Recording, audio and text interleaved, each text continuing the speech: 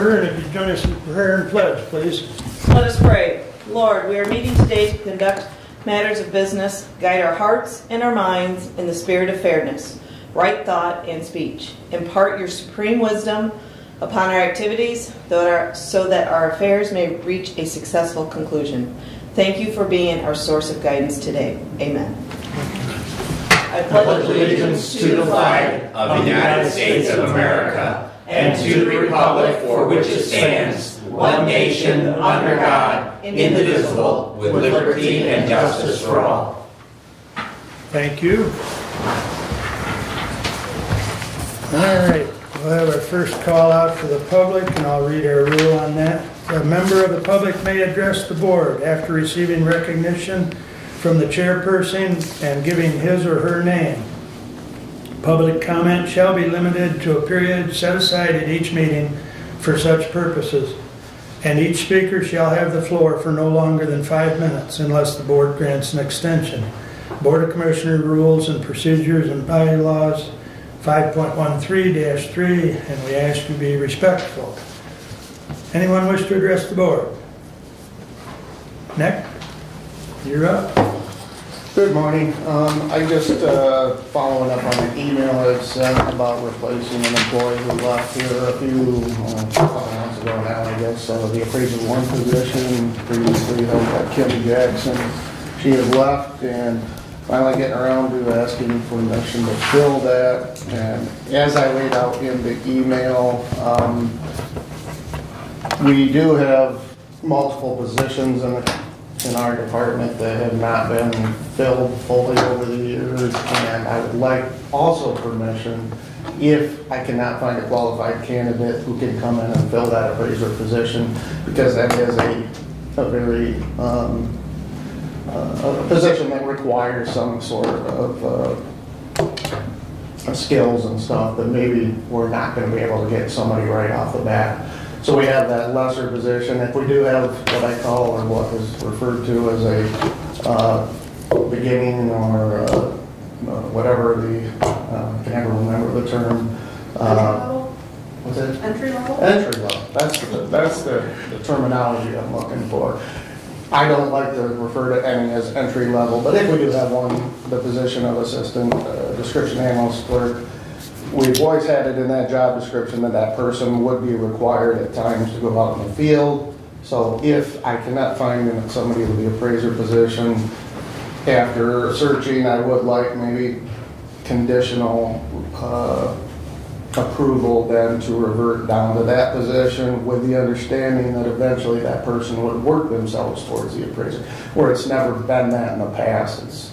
That job was going to be that, they'd help out where they could. But the intent this time would be, because that is an important position, the appraiser one position, that I think that would be a good chance for them to learn the position, slowly gain the confidence, and then at some point have a promotion opportunity. So I'm not sure what the procedure is. I know generally you don't interact in public comment, so if you want to wait until Commissioner Schmidt's report to act on that, I certainly understand. So that's my request at this point, to meet the hiring policy. That's what I'm here today for. So, thank you. Nick will follow up with a motion during my report. Okay, thank you. Very good. Thank you, Nick. Anyone else wish to address the board at this time? There will be another public comment at the end of the meeting. Thank you.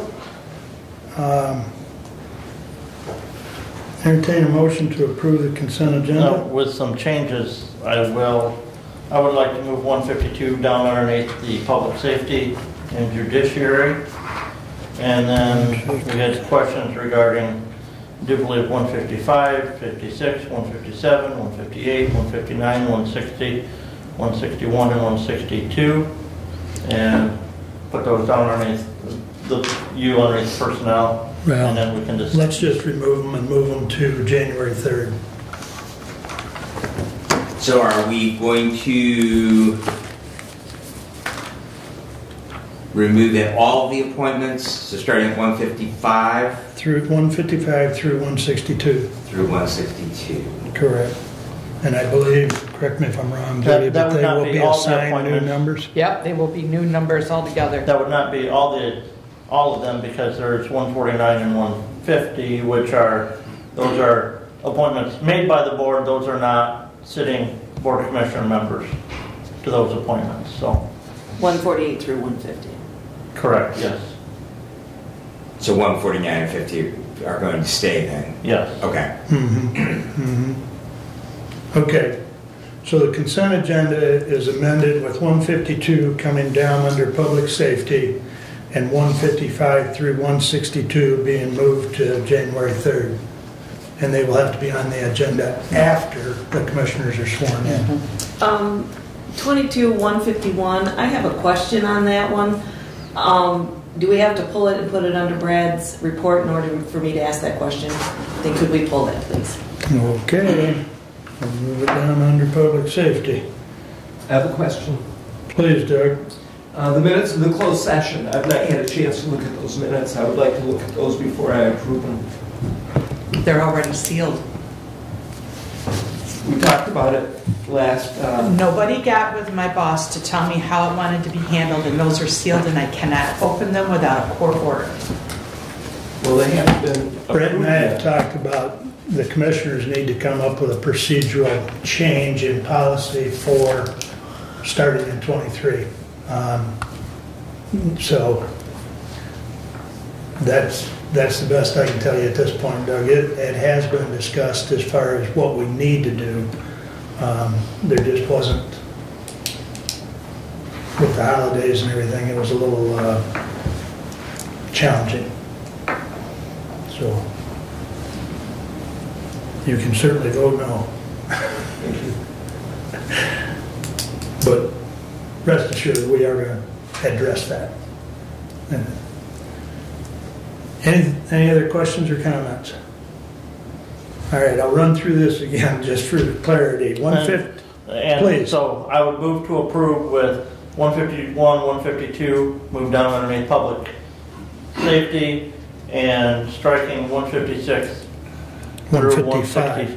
155 through. I'm sorry, 155 through 162 from the consent agenda, and moving to 2023. Support. Okay, very good. I think that's going to be the most challenging thing of the day. Any other comments? All in favor signify by saying aye. Aye. Opposed, same sign. Aye.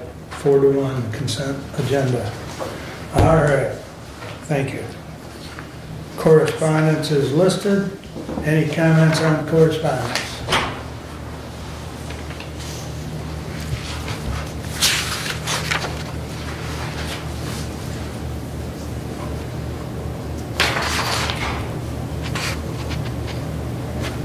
Comments? Anyone? Okay, moving right along. Entertain motion to approve the regular agenda. Motion to approve the agenda with moving those items down from the consent agenda. Second. Any comments or additions? Hearing none, all those in favor signify by saying aye. Aye. Opposed, same sign. Regular agenda is approved. Standing order, we're right on 9:10. That's a miracle. I think Brian's up. Good morning. Hello, everybody. How are we doing? Good. So, I dropped in front of you a whole lot of information on the final masonry report. I apologize for not getting it to you sooner. I got your preliminary stuff last week. We didn't get the final one until we left for Friday afternoon. So, we did the best we could to get it in your hands in time to read it. What I've done is broken it down. The first section, which is, I think, the green or yellow, depending on how colorblind you are. I think it's green, is the actual report. The second section is the blue, are the drawings that she created associated with that report. And then the third section is our proposal and a simplified set of the drawings. So that's what we're looking at here. There's a lot of both photographic and verbal evidence supporting what she says. I have put a little red sticky tab on everybody's binder where she breaks down the actual repairs to be done and rates them 1, 2, or 3, where 1 is a life safety issue, 2 where there's a water infiltration issue and potential for damage, and then 3 are cosmetic or aesthetic issues. So the entire repair approaches are broken down like that. Basically, the tower, the majority of it is a life safety issue. We talked about that, I think, when we met in the fall about how bad it was. That's where the stone had fallen out earlier and did some damage. No real surprises there for us. On the rest of the building, there are several areas on the top 1/3, if we're going to break the building into three sections, on the top 1/3 that have damage that right now is just allowing water infiltration and things to happen. Whether those stones come loose in 2 years or 25 years, I can't say. She can't say it. It's Mother Nature attacking a product that she made. So, you know, it's going to happen sooner or later on the main building. As far as is it dangerous, the west facade has a couple spots where there's some stones and cracks that need to be replaced. The south facade and the east facade are almost all on that level 2 stuff. So what we're looking for, like I said, the tower is the most critical portion of that. Our quote for that was just under 1.4, 1.387. The rest of the building is 2.947, which shocked us as well. I know it's a big chunk of cash and it's a lot of information. Standing here today, the tower is the danger zone, if you will. The rest of the building is going to need to be done. It's probably going to go up by 10 or 15% every year you wait to do it. We're here with the scaffolding up. That's the savings right there. I don't know, you know, I'll open it up to questions. It's pretty straightforward. I know it's a binder full of information to disseminate that you've had for 4 minutes, and that's not fair to expect those questions right now, but I will take whatever you want to throw at me. In the drawings associated, so behind the blue tab, are 2 sets of drawings. The engineer recommended a 5 to 10 year fix and a 20 to 50 year fix. In her drawings, all the orange highlighted are the 20 to 50 and the blue highlighted repairs are the 5 to 10. We looked at the savings for that. To do the 5 to 10 repair based on her recommendations is only going to be a couple $100,000 less than doing the 50 year repair at the same time. Most of it is with that. The Dutchman repair, I don't know how familiar you are with those.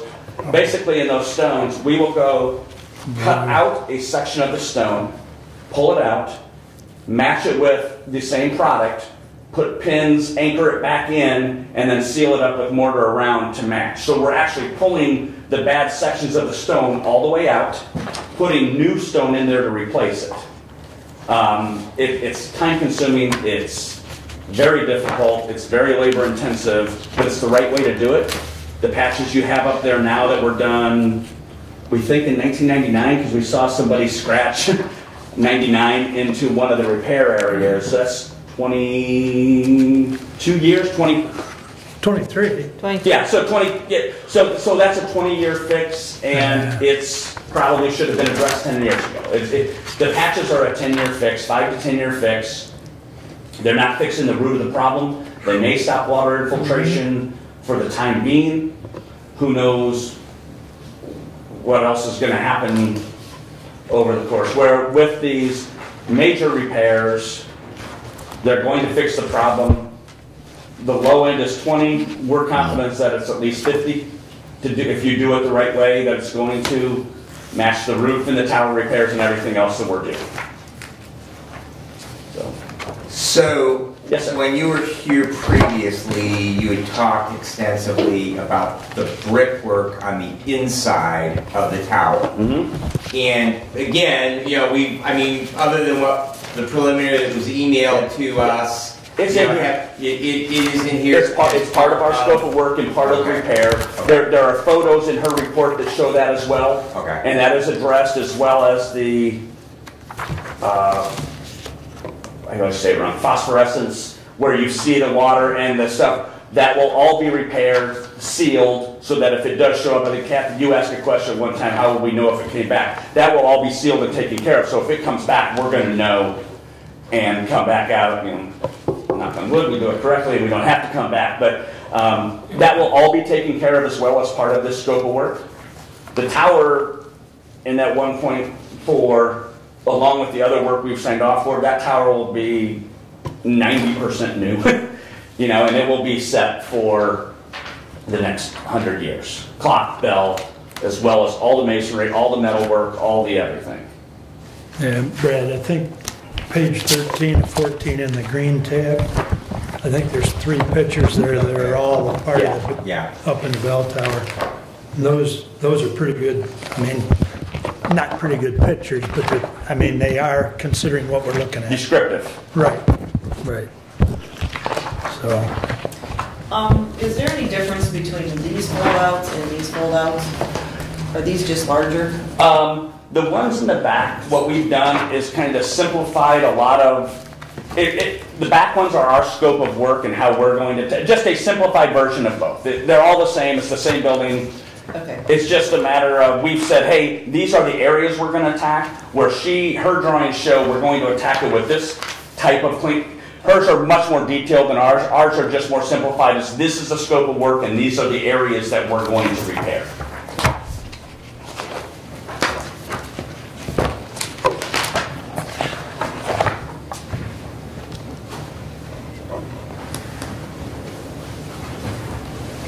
comments? Questions? One of the things I saw in the preliminary report was that you were going to change the steps on the front of the west elevation. I'm not sure even if it's the west. Is it the west elevation that's the front of the courthouse? Yes. Okay. The old entrance that's now closed? Yes. So my question is that entrance is not used by the public anymore. It's a private entrance. So what level of expenditure do we need to make on that? I mean, do you leave the stones there or do you really replace them?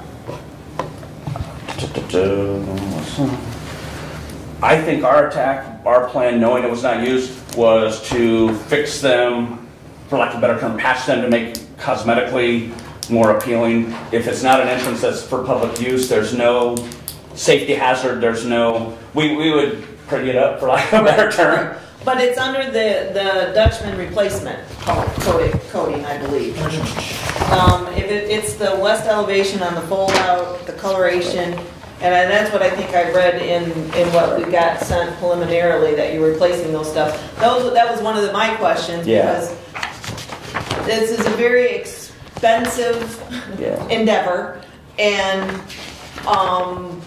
what I think the commissioner should do is digest this report and ask those questions, whether everything has to be done or because of the expense, are there some things that would not, by not doing them, would not decrease the longevity of the fix, but would be sufficient to continue utilizing.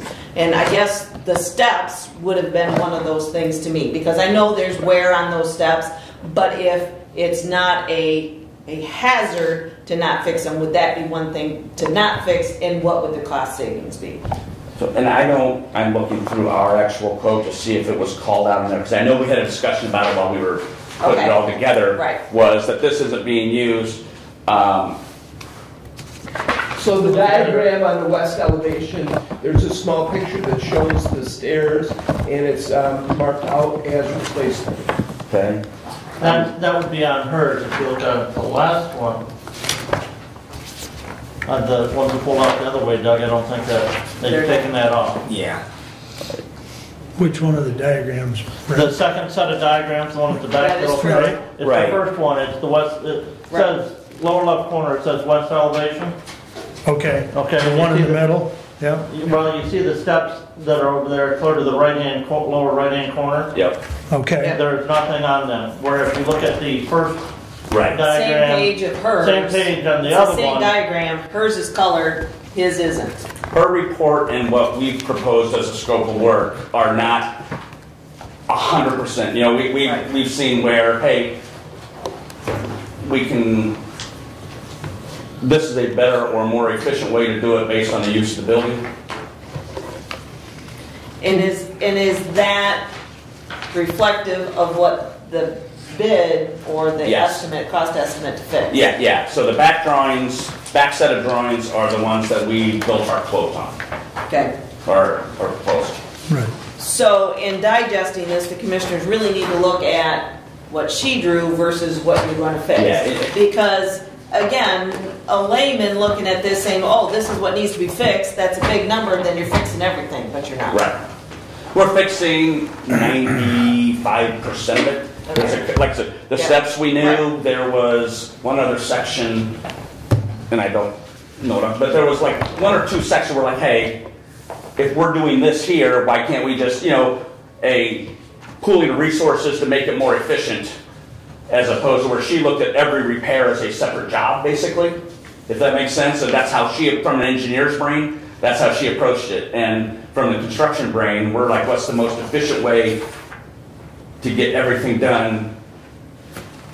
And so I do know we've talked about an estimate for new windows. I knew that in part of what they were looking to fix was some kind of capping around the windows.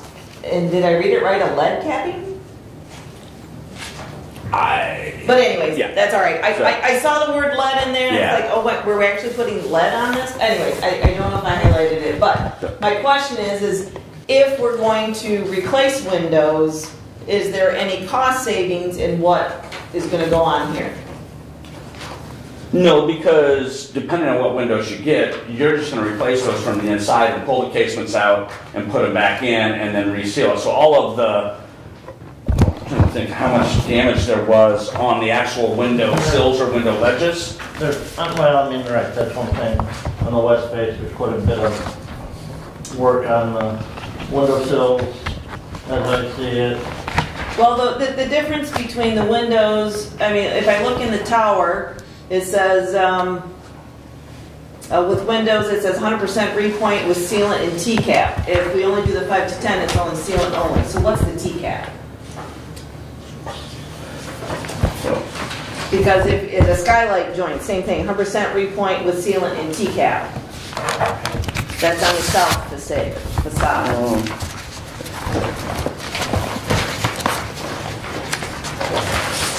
So I guess I was wondering what the T-cap is.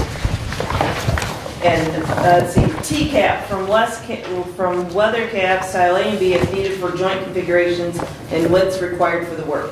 Oh, T-cap in parentheses lead.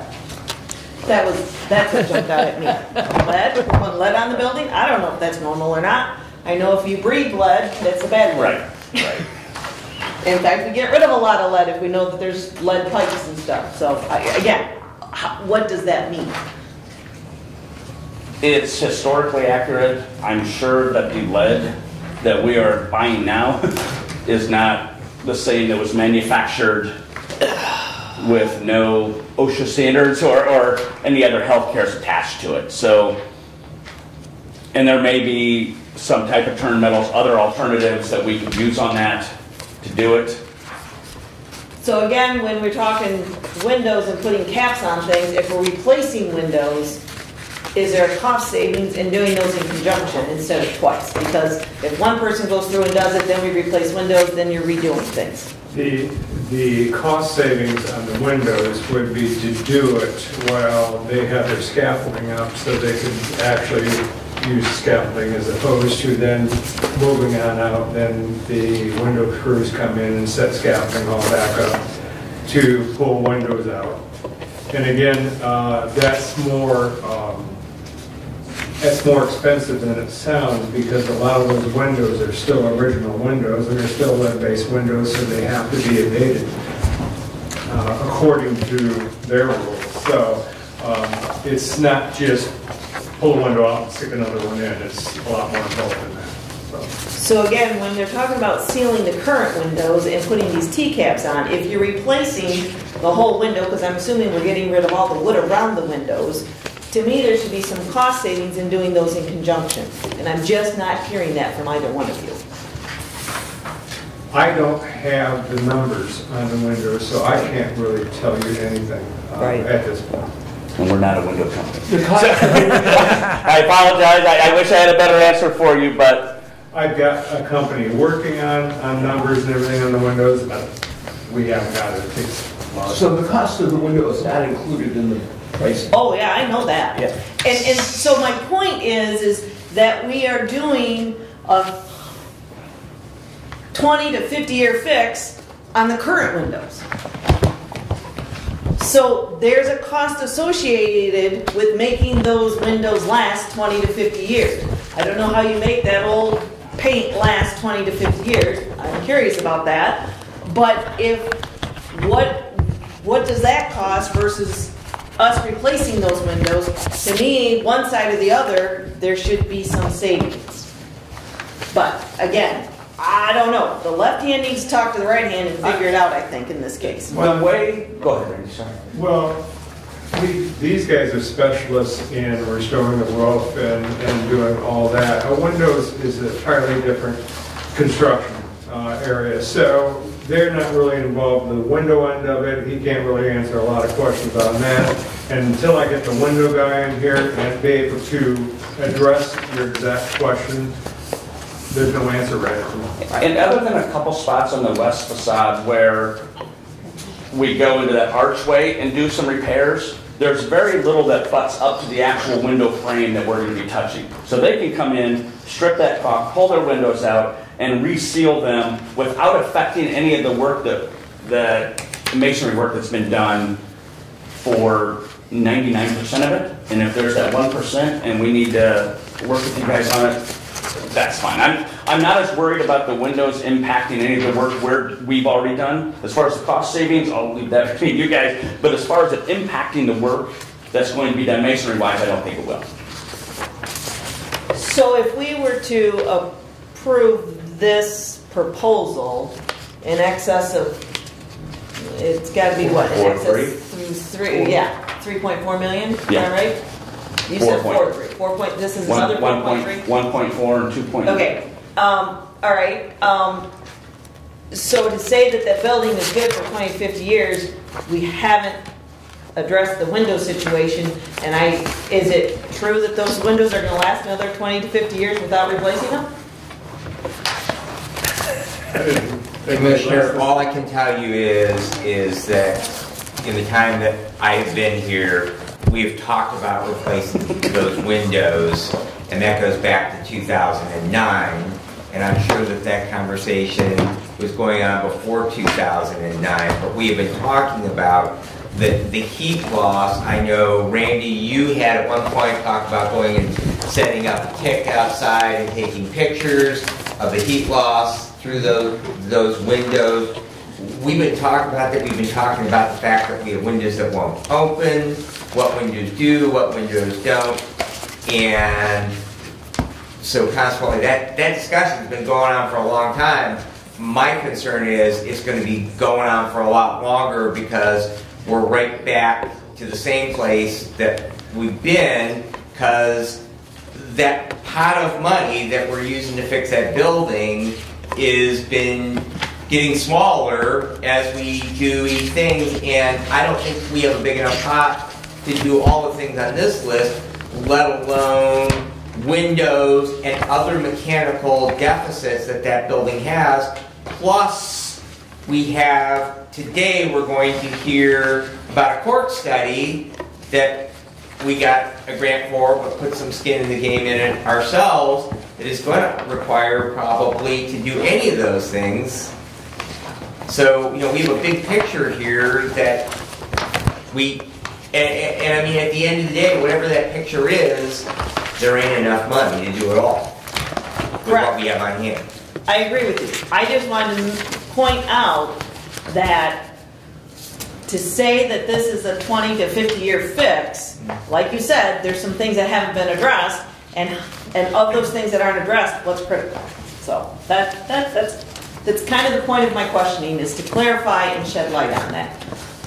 And get clarification so that I truly understood, because that was kind of my understanding of reading it, and just wanted to make sure I was understanding it correctly. And as far as the windows go, the masonry is going to continue to damage the rest of the building. The windows are inefficient. They're a pain in Randy's neck, apparently. But the building's not going to get worse if those wait. If you wait on what the damage that's being done with these masonry issues is taking life out of this building every year, or that building. So that's the differentiator there, not right or wrong. Just that's my explanation of the difference between the windows and the masonry as far as priority. Yep. Is that fair? Yep, that's fair. Go ahead, Doug. Brian, can you talk just for a minute on the difference? I'm looking at red or pink on part of the image that needs to be replaced, and orange, I believe. The blue? And the blue. So that we've got stain existing patch, and we've got redressed stone to remove loose material and providing a surface match smooth texture. So the blue and the orange and pink, can you talk about that? Yeah, the blue are her 5 to 10 year fix, and the orange is the 20 to 50 year fix. That same drawings, it's just she highlights the differences when you go to the red tab section, where she spells it out line by line. She just made 2 sets of drawings to show the difference between the 5 and 10 year option and the 20 to 50 year option. I understand that as a difference. Can you describe the process? That's what I'm wondering. There are a few areas on the 5 to 10 year where we would do a patch as opposed to a full Dutchman repair, based on the severity of the damage, where she had picked certain areas that, hey, these probably don't need this full Dutchman repair at this time. And again, so they're so small as you go through the list. There are the tower, there's 2 places, 4 on the west. You know, there's maybe a third of it is different as far as the 5 to 10, but the bulk of the repairs are the same on the 5 to 10 and the... So the cost on doing a patch compared to the cost on the Dutchman repair is almost the same as what I'm hearing you say. No, it's much more expensive to do the Dutchman repair, but there's so few areas that she recommended patching instead of Dutchman repair that the overall scope is, let's say 80% of this job is the same on the 20 to 50 year and the 5 to 10, but those are things that not have to be done, that she recommends be done. Then there's another 15 to 20% that she says, you know, for now, you can patch this. And so you're going to go down, but by the time you're up there doing all the work and the mobilization, the labor cost, the savings isn't that dramatic. Like I said, it's going to be on that 2.9, it's going to be a couple $100,000. It's not like it's going down to 1.7. Right. Is that cleared up, Doug? I would say that based on the drawings, you don't pick that up. Because if you look at her 5 to 10 year drawings versus her 20 to 50 year drawings, you think based on the coloration, and if the blue coloration is a lot less expensive, you would think that the cost really went down, and you don't see it in the drawings, is what I don't think. I agree. Okay, because I mean, just if I look at the west elevation, 5 to 10 year, which is this one, has the blue on it, and then I compare that to all this orange, I'm thinking, man, this must be a lot less expensive than this. And that's a visual look. I mean, I don't know what the detail is. And again, know that you're getting these questions when this was plopped on our tables today. So. I understand. It was plopped in my lap on Friday, so we're all in the same boat. So it's not like we could pre-question people to kind of get a background and have more intelligent questions for today. Or more, excuse me, probably more informed questions would be the right comment. So.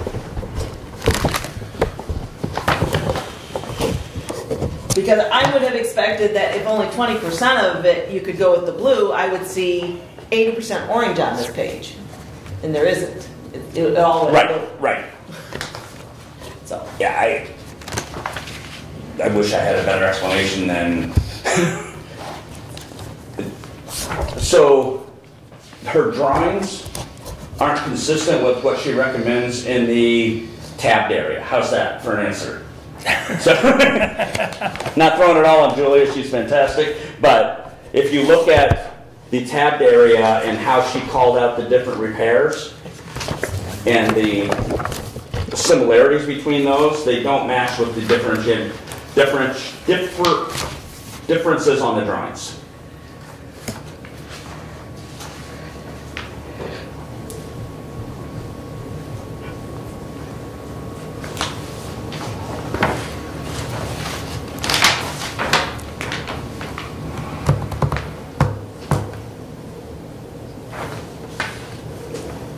First 10 minutes went smooth. This is true. This needs about 2 hours of. I understand. I understand completely. But Well, I'll ask you the same question I asked you downstairs, and that is, what do you need from us today? And we'll move from that and have some more lively discussion.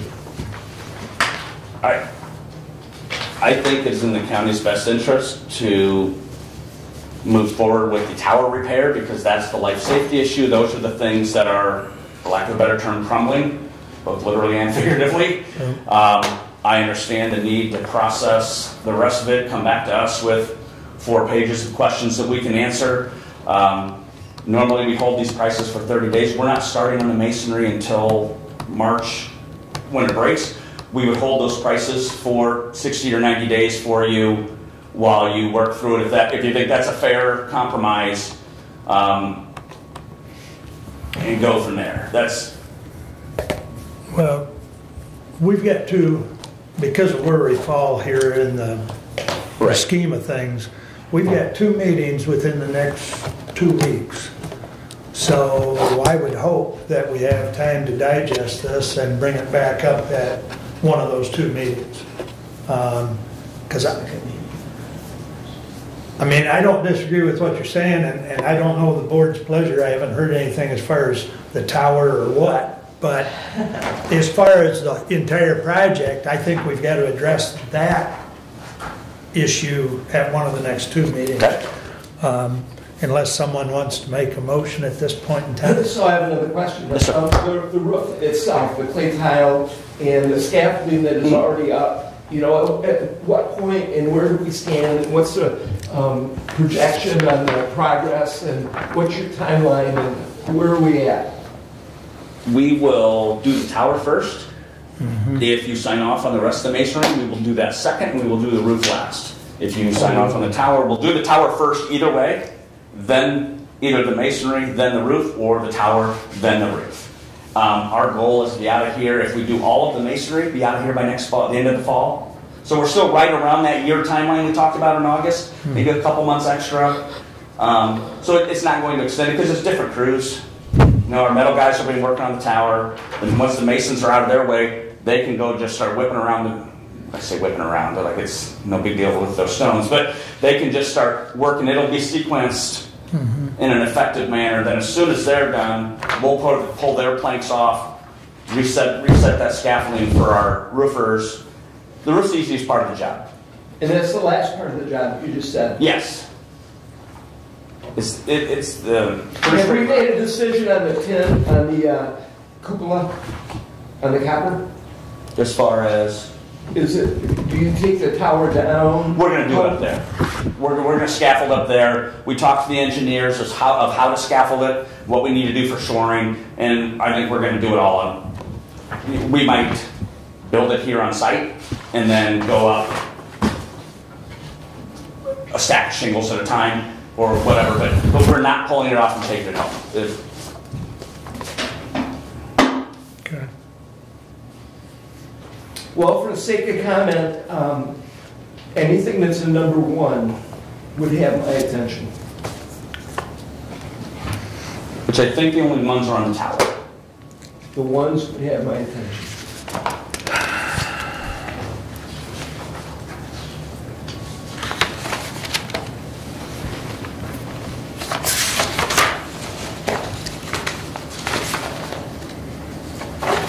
looks like all the ones are on the tower, and then there's two Except ones for- on the west yeah. facade. Yep. Yeah. So,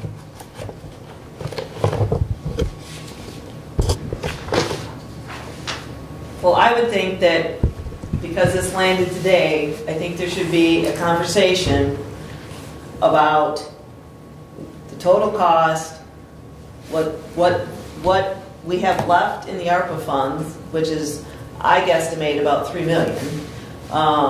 And that's not covering some other things that are on the list. That's just based on what's committed so far. Preliminarily, again, you know, I estimate that we've committed about $5.7 million of our $8.8 million, leaves you about $3 million left. And if this is $4.3 million to do the whole thing, sounds like shortfall of about $1.4 million. And like you said, you haven't even addressed, you know, your space needs study. So I would think that you would want to chew on this and decide how to go forward. But one thing I would say is that we have committed a large chunk of money to that courthouse. I'd hate to shortchange it to get it to that 20 to 50 years. But again, you got to have the money to pay for it too. So.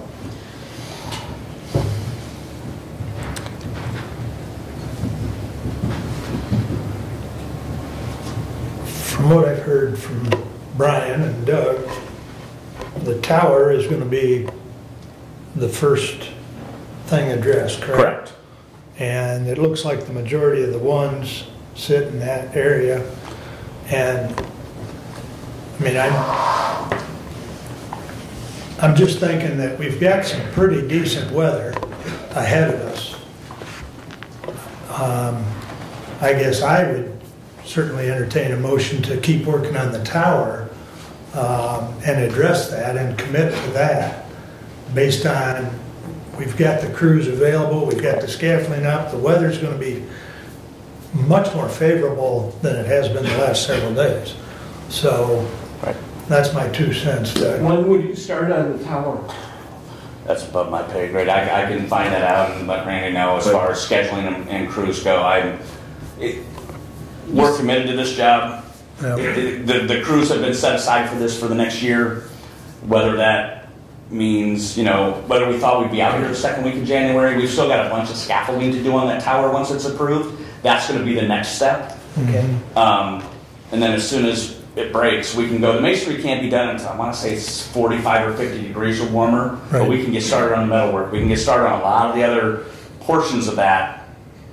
Well, but hasn't that work already been approved? Yeah. That's already been approved. No, it has. I was just answering this question about when we start. This is about masonry. This isn't going to be touched until March. Exactly. You've got time to address that tower. I mean, I wouldn't go months, but I think you have time to digest this report, ask more questions. I mean, I think ultimately you're going to say, let's move on the tower because it's critical, but I don't think you have to make that decision today. that's fine. I'm just trying to Because get the some work is sort going of to direction. continue regardless if this gets approved today. It is, but it's going to be sequenced different as far as the tower work goes with the masonry and the metalwork and everything. And the allocation of our crew, you know, again, like I said, we'll hold it. I'm not trying to make you make a decision today. I'm just letting you know that it can't be 90 days. If this decision gets made today or on January 10th or Won't make a on difference at January, whatever the next meeting Won't is. make a difference at all. Won't make You're a right. difference. So Absolutely. I think you have it in January to make that decision. At And least the masonry is not going to be done until Spring. end of March. Yeah. Soonest. Yeah. Yep. Now, But the that- scaffolding needs to be addressed prior to that. Right. And the scaffolding is 4 weeks to put together. Probably. The tower scaffolding is going to be a bear. So February. It's going to be an event. The rest of it, putting on the planks and reconfiguring the existing scaffolding for the building masonry, not that concerned about that one. So in the meantime, where are we at? What are we doing right now while we're processing that tower decision? Honestly, Doug, if the decision's going to be made sometime in January, there's probably not going to be a lot happening out here. It's not going to your point, Kathy, those 2 weeks aren't going to affect anything. We're not giving the crew away. We're not doing anything. If it's 2 weeks, if it was 45, 60 days, I might have a different answer to that, but y'all want us back up here January 10th or whatever, we're happy to do that. Let's put it on the agenda for January 10th then, and make a decision on that day as to everybody good with that? Yes. At least I'll have time to read it. Well, that's exactly correct. We need the time to digest it. And Randy, I know some of our previous authorizations, with Renaissance, had allowed for some contingencies. I'm just wondering where we're at on that. So currently have 6 resolutions that have been passed authorizing expenditure of funds with Renaissance, 49, 50, 51, and 52, which were the original ones for the roof, the gutters, the condition report, which that should be done, and the roof on the elevator addition. And then there was 104, which was the authorization for the block study, and then 103, which was the other big one. I'm just wondering, on some of those, are we done with some of those payments, and where did we come in? Yes, I I have one pending right now. I can't recall just exactly which one that is, but yeah, I've been paying them as we've been billed. So there's, I think, 3 of them that have been paid.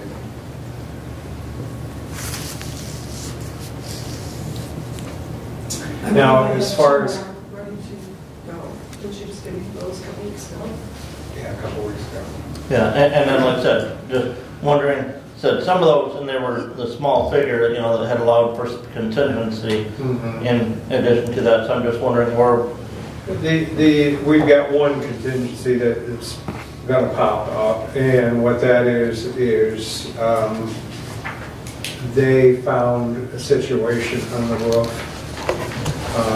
They pulled the tile off, and lo and behold, there's a copper standing seam roof under it. And so that is original to the building. So I've had to get a hold of SHPO and find out if we're allowed to put the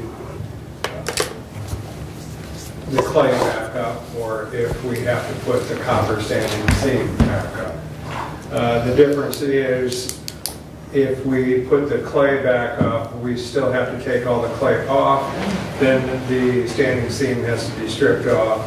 That's going to be an additional $50,000. Okay? If they go the direction that we have to go the copper standing seam, we're talking another $300,000.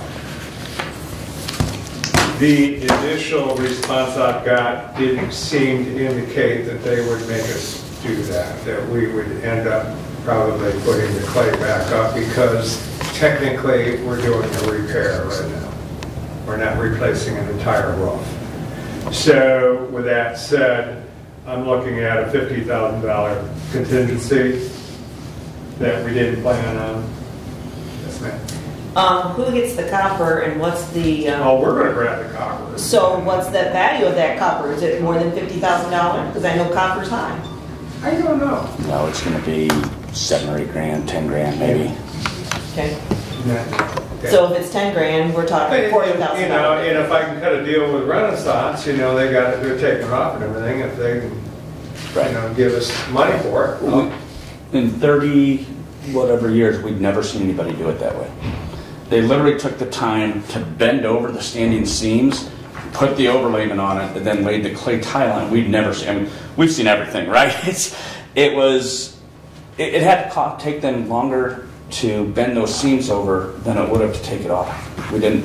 So here's the other issue with the SHPO part of it, is it's listed as a standing seam copper roof with the landmark status people, but it wasn't landmarked until 1982, which means the clay tile was already up there. So there's some conflicts going on within the information Like Randy said, I think they're going to let us put the clay tile back up and go. We're following all best practices that they recommend. We're doing everything the exact way they want us to do it. So I'm not concerned getting hung up on any of that. They get a little finicky sometimes, and I don't want to speak for them yet, but it was just the whole situation was very, very bizarre. Like I said, we've never seen it in 30 plus years of doing this. So. But we have answered one question, and that is what about the copper scrap when they did the roof? Because that was a question when we were discussing this of what happened to the copper scrap. Yep. It's still there. It's still in everyone's scrap. Yeah. Also explains why there's not a ton of leaks, because you have 2 complete roofing systems up there right now on the main building. Yeah. Exactly. Kathy, that's the perfect reaction is this. So are you telling me we should have never contracted the roof to begin with, and we wouldn't have went down this rabbit hole? We should have just put some sealant up around the clock tower. No, I know it's not right. Okay. Well, you've said before, be careful what you ask for. Yes, absolutely. You got that. So that's the only thing that I see right at the moment. Excuse me. I do have one more question, and that is, have we decided what we're going to do for the small asphalt roofs around the elevator addition? Has that been decided, whether they're going to clay tile or whether that's going to be metal, or what? Price change? We were going to go with clay tile on that roof. The other thing they had to do is get their engineers to make sure that it would hold, and it's my understanding it would. So it was in our original quote as clay tile, so that's covered in that. I think it's 535 that we. Yes. Was that what it was like in? Well, the elevator, the roof over that elevator first addition is $65,000. Yeah. So and 548, 250 was the complete. No, the roof over the elevator right. addition is additional, and that was $65,000. But the complete, those 4 resolutions that were passed in June tallied $548,250. Pretty close. Well, I don't know which ones you're accumulating, but the resolutions that we've passed, I come up with about 5.3 million. So, again, we're talking apple. I mean, we're talking the same thing. We're just grouping them differently. The answer to the question is that's going to be clay tile. That's 90% the question. and that's already been contracted. That's right.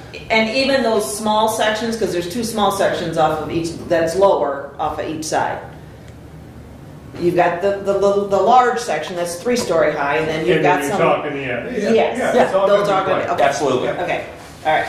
That was my question. Because I knew there was some discussion whether it was going to handle the clay tile or not, and our expectation is it will. And we do have the clay tile on hand. It's down the drive. We've got it stored. We have it. So Perfect. Yeah. And that should be the only lead item. The stones, let's see how many we have to get, but that's the only long lead time item was we have the copper in-house to do the dome, so I'm not worried about there being production delays material-wise. Okay. Any other questions or comments for Randy or Brian? Okay, we'll put it back on the agenda on January 10th and make a decision. Would you like us back up here for that? Doug? Well, it depends on the level of questions. I guess what I think probably plan on it, Brian. And again, we'll answer any in the interim via email or phone calls with Randy that you need us to. So you might bring Jake along. He's on vacation this week. Normally he's here with me, but Okay. yeah, Jake will be back. Helpful, I think. Yeah. Okay. Yeah. All right. We'll got plan on plan. January 10th, and we'll be back. Yeah, I'll let Doug know where you're at on the agenda, and Perfect. he can let you know accordingly. So, all right. Thank you. Y'all have a happy New Year. Appreciate it. Yep. All right. we'll talk.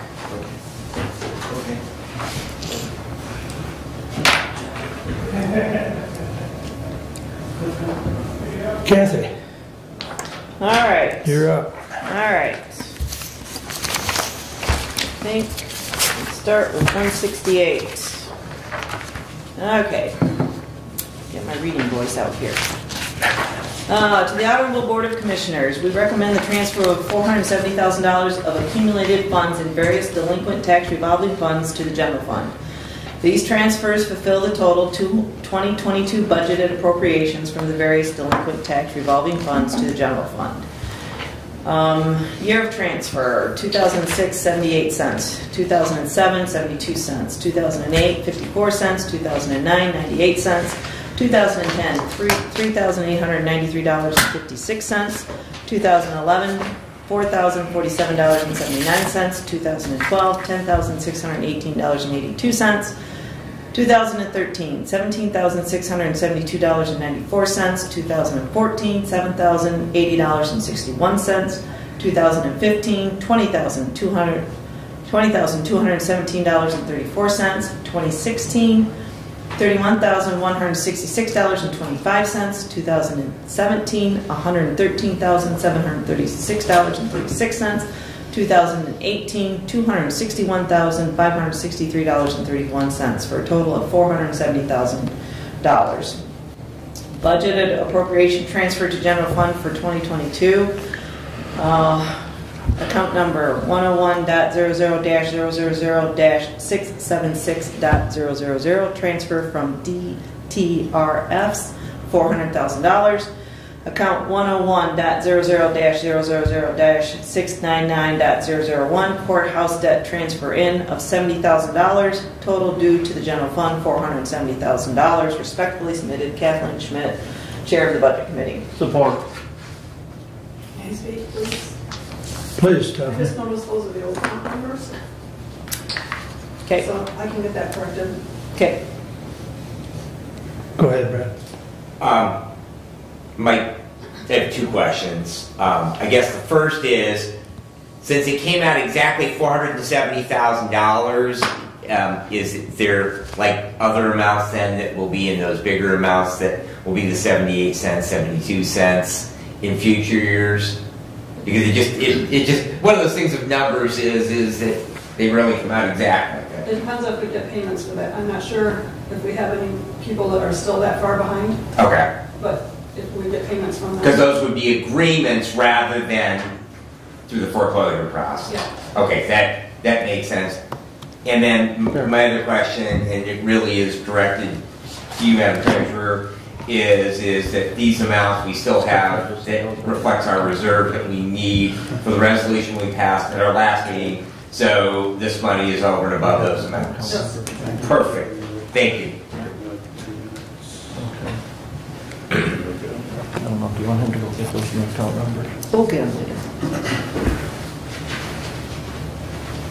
Okay. I have all my questions answered. Thank you. Well, Derek will get you the correct account numbers on those later. Is that fine? I can do it now if you want. If you could print off the resolution, that would be fantastic, because then Thank I you. don't have to do a Okay. lot of work. Okay. Yeah, as in chasing me down. Chasing And Kathy down. chasing everybody down, and, yeah. Well, I went a lot today until it was corrected.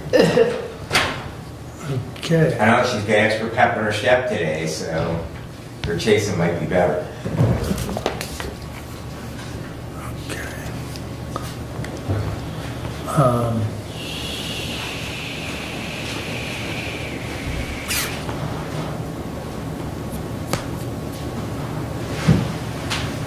We gotta wait until we get the corrected one, or We can go just? ahead and finish this up. Okay, is there any further questions on 22-168?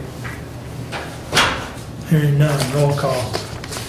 Commissioner Leininger. Yes. Commissioner Ingalls. Yes. Commissioner Schmidt. Yes. Commissioner Wiley. Yes, Commissioner Benzine. Yes. passes 5-0. Please continue, Kathy. All right. Resolution 22-169. To the Honorable Board of Commissioners, resolution providing for the deposit and investment of county funds for 2023. Whereas under the laws of the state of Michigan, this board is required to provide by resolution for the deposit of all public monies including tax monies belonging to or held for the state, county, or other political units coming into the hands of the county treasurer in one or more banks within Hillsdale County, which are legal depositories as defined by state and or federal law. Therefore, be it resolved that the Budget Committee recommends the following banks of Hillsdale County be designated as depositories for public funds for 2023.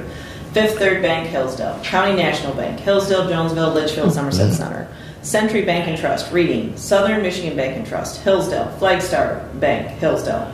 Be it further resolved that the Budget Committee recommends and directs that Stephanie Kaiser, Hillsdale County Treasurer, deposit for the year 2023 all public monies coming into her hands into one or several of the named banks.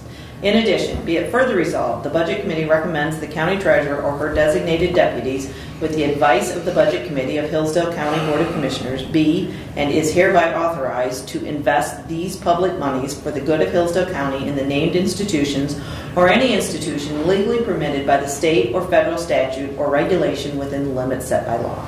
Respectfully submitted, Kathleen Schmidt, Chair of the Budget Committee. Support. Any questions or comments? Hearing none. Roll call. Commissioner Ingalls. Yes. Commissioner Schmidt. Yes. Commissioner Wiley. Yes. Commissioner Benzing. Yes. Commissioner Leininger. Yes. Passes 5-0. Please continue, Kathy. Resolution 22-170, amending revenue and expenditures for the general fund. To the Honorable Board of Commissioners, we recommend amending the revenue side of the 2022 general fund budget by increasing the following revenue lines. Current tax collections, $130,000. Recreation marijuana tax, $183,000. Election reimbursement, $171,000. Interest on investments, $100,000. ARPA transfer in, $6,549,424. Fiber optic rental from state, $4,658. Medical marijuana pass-through, $20,000. For a total of $7,158,082. We recommend amending the expenditure side of the 2022 general fund budget by decreasing the following expenditure lines. Health insurance, $75,000. Employer fringes, $18,852. Special services, $45,000. Drain office, $75,000. Employer retirement, $9,205.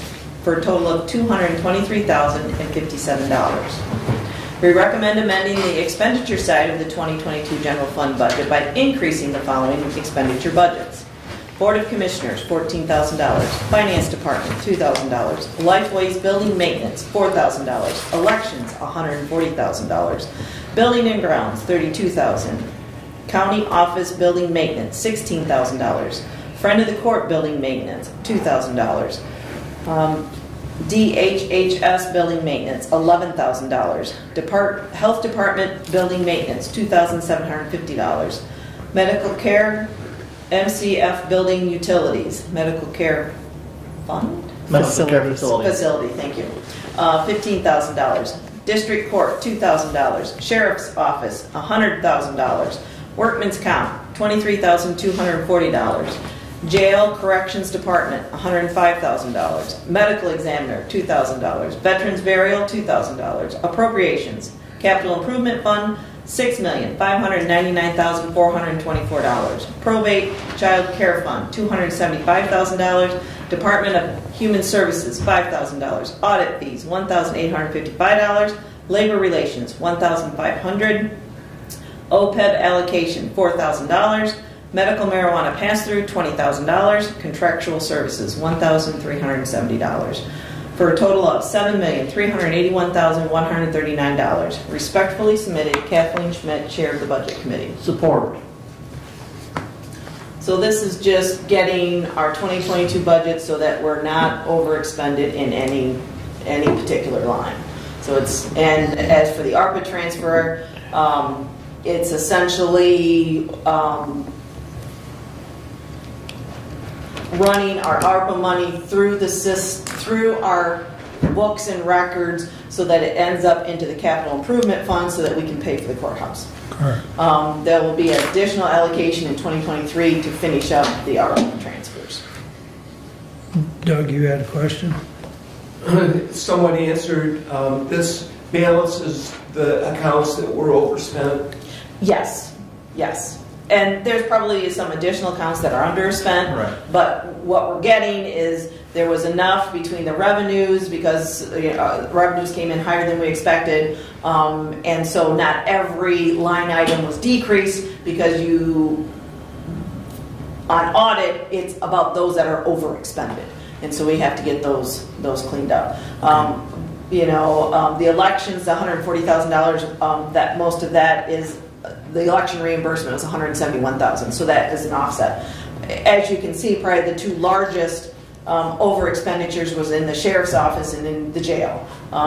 In sheriff's office, it had a lot to do with wages. Conversation could be had whether some of that is because of the training wages that are being paid. I think there were 4 that went through the academy. Hopefully I have this number right, and Derek, correct me if I'm wrong, if you can remember, I thought those correction wages that went through for training for the academy was around $68,000 in and of itself. And so that was a large expense there. The jail and corrections, some of it was wages, but I think some was also, I don't remember what the rest of it was at the jail, I guess. I'd have to look at the email. Derek, do you remember? You're talking for the budget amendments? Yes. Yeah, there was a decent overage on fuel expense as well. But I thought that was in the sheriff's office, not the jail. Correct, the sheriff's office. So that's why I was going to say fuel, but it's the sheriff's office. The fuel bill was high. Yeah. But that's what it's not. It shouldn't be with the jail. So, and I don't remember. The utility expense was higher at the jail than budgeted. Right. And I think there was some repairs done there at the jail that went underneath the sheriff's. One of the largest driving at the jail was the nurse expenditures and the inmate health. Right. Being significantly over. And a lot of that explanation has to do with, I believe, and I think the sheriff would concur, when he built the budget, there's this idea of maintaining reduced population, and they've been at capacity for the entire year. And so a lot of the inmate health costs, when you're at capacity or even above capacity, those are where you really get hit. So that was one of the driving forces of the jail. That's right. I forgot that. Could we make the argument that during COVID times, when we weren't taking people to jail wherever we could, we had significant savings in 20 and 21, so that, I mean, I'm not asking, I'm telling you the numbers, but could we make the argument that the money we saved in 20 and 21 by not having that population in the jail, not having those medical expenses, that probably that offsets the additional costs we had in 2020 when we were at capacity? I think the argument makes sense. I would want to research it before I say. Yeah, like I say, I'm a big picture guy. The devil's in the details, but I'm a 30,000 foot view. So I'm just thinking in the conversations that we've had with this big backlog of warrants, because we weren't taking anybody to jail. Now we're taking, as long as we have a bed for them out there, we're taking people to jail. So when we look at a 3-year rather than a 1 year, that perhaps those numbers offset. Right. Well, and I think essentially when we were building the budget, when the sheriff built his budget and we reviewed it with him, we didn't budget enough with the expectation of the jail being full. I think is kind of. And yes. Like I say, with the discussions that we have had with the sheriff, that all makes sense. Right. So with that said, I just had a couple other things. Please. Board of Commissioners, I assume that a significant majority of that is legal costs. Yes. I think it was legal cost and committee work, yes? Right. I know that we were under budgeted on the committee work side, but a significant amount of that, because that is one of those things that the public will look at is the commissioners blew their budget. And I think that because we collectively, those legal expenses come back, the chickens come home to roost under the Board of Commissioners rather than necessarily out over particular departments. The other question I had was the $2,750 on the health department building, and our 2 health board members might be able to help me. It was my understanding that we rent that building to them for $1 and they take care of all the costs, so why do we have any costs of repairing that building? There wasn't that is reimbursed. Correct. From them, but we still have to show it in our budget as an expenditure. We also show it as as revenue as well. Okay. But when we expend it there, we have to have that expenditure. Okay, that answers my question, because, in my thought process, we have an agreement where we're renting the building for $1, but they take care of all the maintenance out there, and then I'm seeing an adjustment for maintenance, so. It's the same thing with the medical care facility building utilities. Okay. Yep, Those that's a are pass-through. billed to the county. Yep. We have to pay them, but we get reimbursed Okay. from medical care facility. Okay. So to have the expenditure where we're at on those utilities, we have to Right. increase our expenditure in our budget, so. And the auditors don't let us net those anymore. Once upon a time, used to net the revenue. Like for the medical care facility utilities, Right. we would net those. We wouldn't show the income. We wouldn't show the expense. They're not letting us do that anymore. Okay. So therefore, you got to make sure that your expense line's not overexpended. Okay. So we'll have the corresponding revenue. We didn't actually pick it up here because again, you don't want many of those Right. kind of things. You Right. kind of did the big ones to get enough revenue to offset your increasing of expenditures. So, and thank you, Commissioner, I appreciate the explanation, and, my questions are, if I get asked, I consider, and of course, Sure. we are live, people will go back and look at, so whenever we are over budget, I like to be able to have neat, tidy explanations as to where those money come. So thank you, I appreciate that. Were there any accounts that we did not balance? No. Okay. Right, general budget, we're balanced. We have the potential where hopefully we see our revenue come in over budgeted amount and our expenditures still come in below budgeted amount. So the expectation is if there's excess revenues over expenditures, when we're all said and done, that's going to fall to our fund balance. We don't know exactly what that number is going to be until the audit's done. Okay. Can I just add that when you approve the final budget, and the fund balance approved in the final budget, it includes a projection of 2022 with some excess revenue that would increase the fund balance at year end. To Commissioner Schmidt's point, that's a projection. We usually have that more finalized as the audit gets closer to being final. Okay. Any other questions? Roll call. Commissioner Schmidt. Yes. Commissioner Wiley. Yes. Commissioner Benson. Yes. Commissioner Leininger. Yes. Commissioner Ingalls. Yes. Passes 5-0. Please continue. Resolution 22-171, to the Honorable Board of Commissioners, we recommend the approval of the following attached amended special revenue fund budgets for the 2022 fiscal year.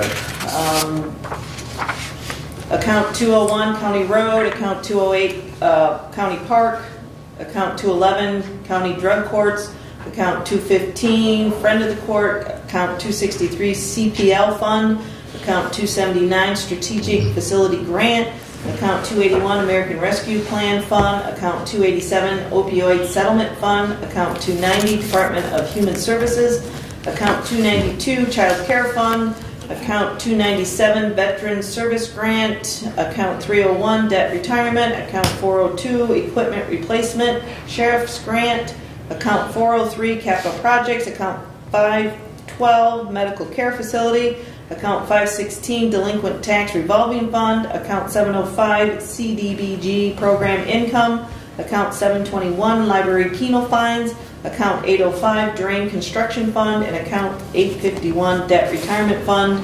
And in the packet, of course, you had each one of those funds. Drain Debt Retirement Fund. Excuse me, Drain Debt Retirement Fund. Respectfully submitted, Kathleen Schmidt, Chair of the Budget Committee. Support.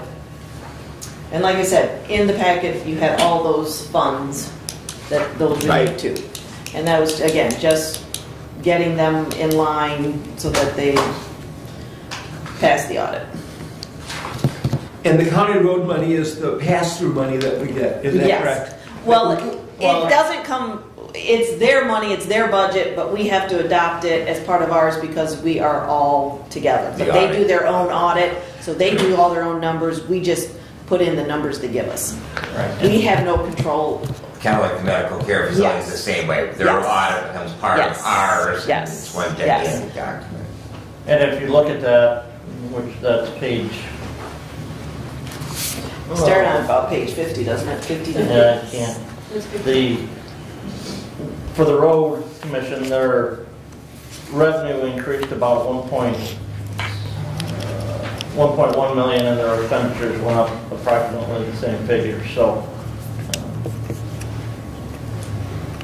Well, Montgomery Road Bridge alone, that's been funded since 2016, I think fell into this year, so that probably is $1 million right there. Well, I just wanted to point out that that is not really what we deal with. That that is the road commission money, that we handle that in that, what I call the pass-through. Right. Well, we share the same tax ID number, Yes. so. But they have their own audit, they're in control of their monies and how it's spent. We just put it in here. We not share the tax ID number any longer. It's been that way. Oh, not with the road commission, but with medical care. I don't care, yes. Oh, okay. Yeah. Thank you, Stephanie. Doug, they're by definition a subunit of government of the county, so we have to approve their budget. Now that it's after they've already approved it as well, so at their level. So the 40,000, as far as the opioid, did that just come out of general fund this time around to balance, Derek? So, no. The expenditures came out of the fund that's listed here, which is 287 fund. Right. And we haven't received those funds yet. Right. So what we'll do is record a receivable for Right. 2022 so that our fund balance is still zero. Right. Or it actually be probably be plus, depending on what we record the receivable for.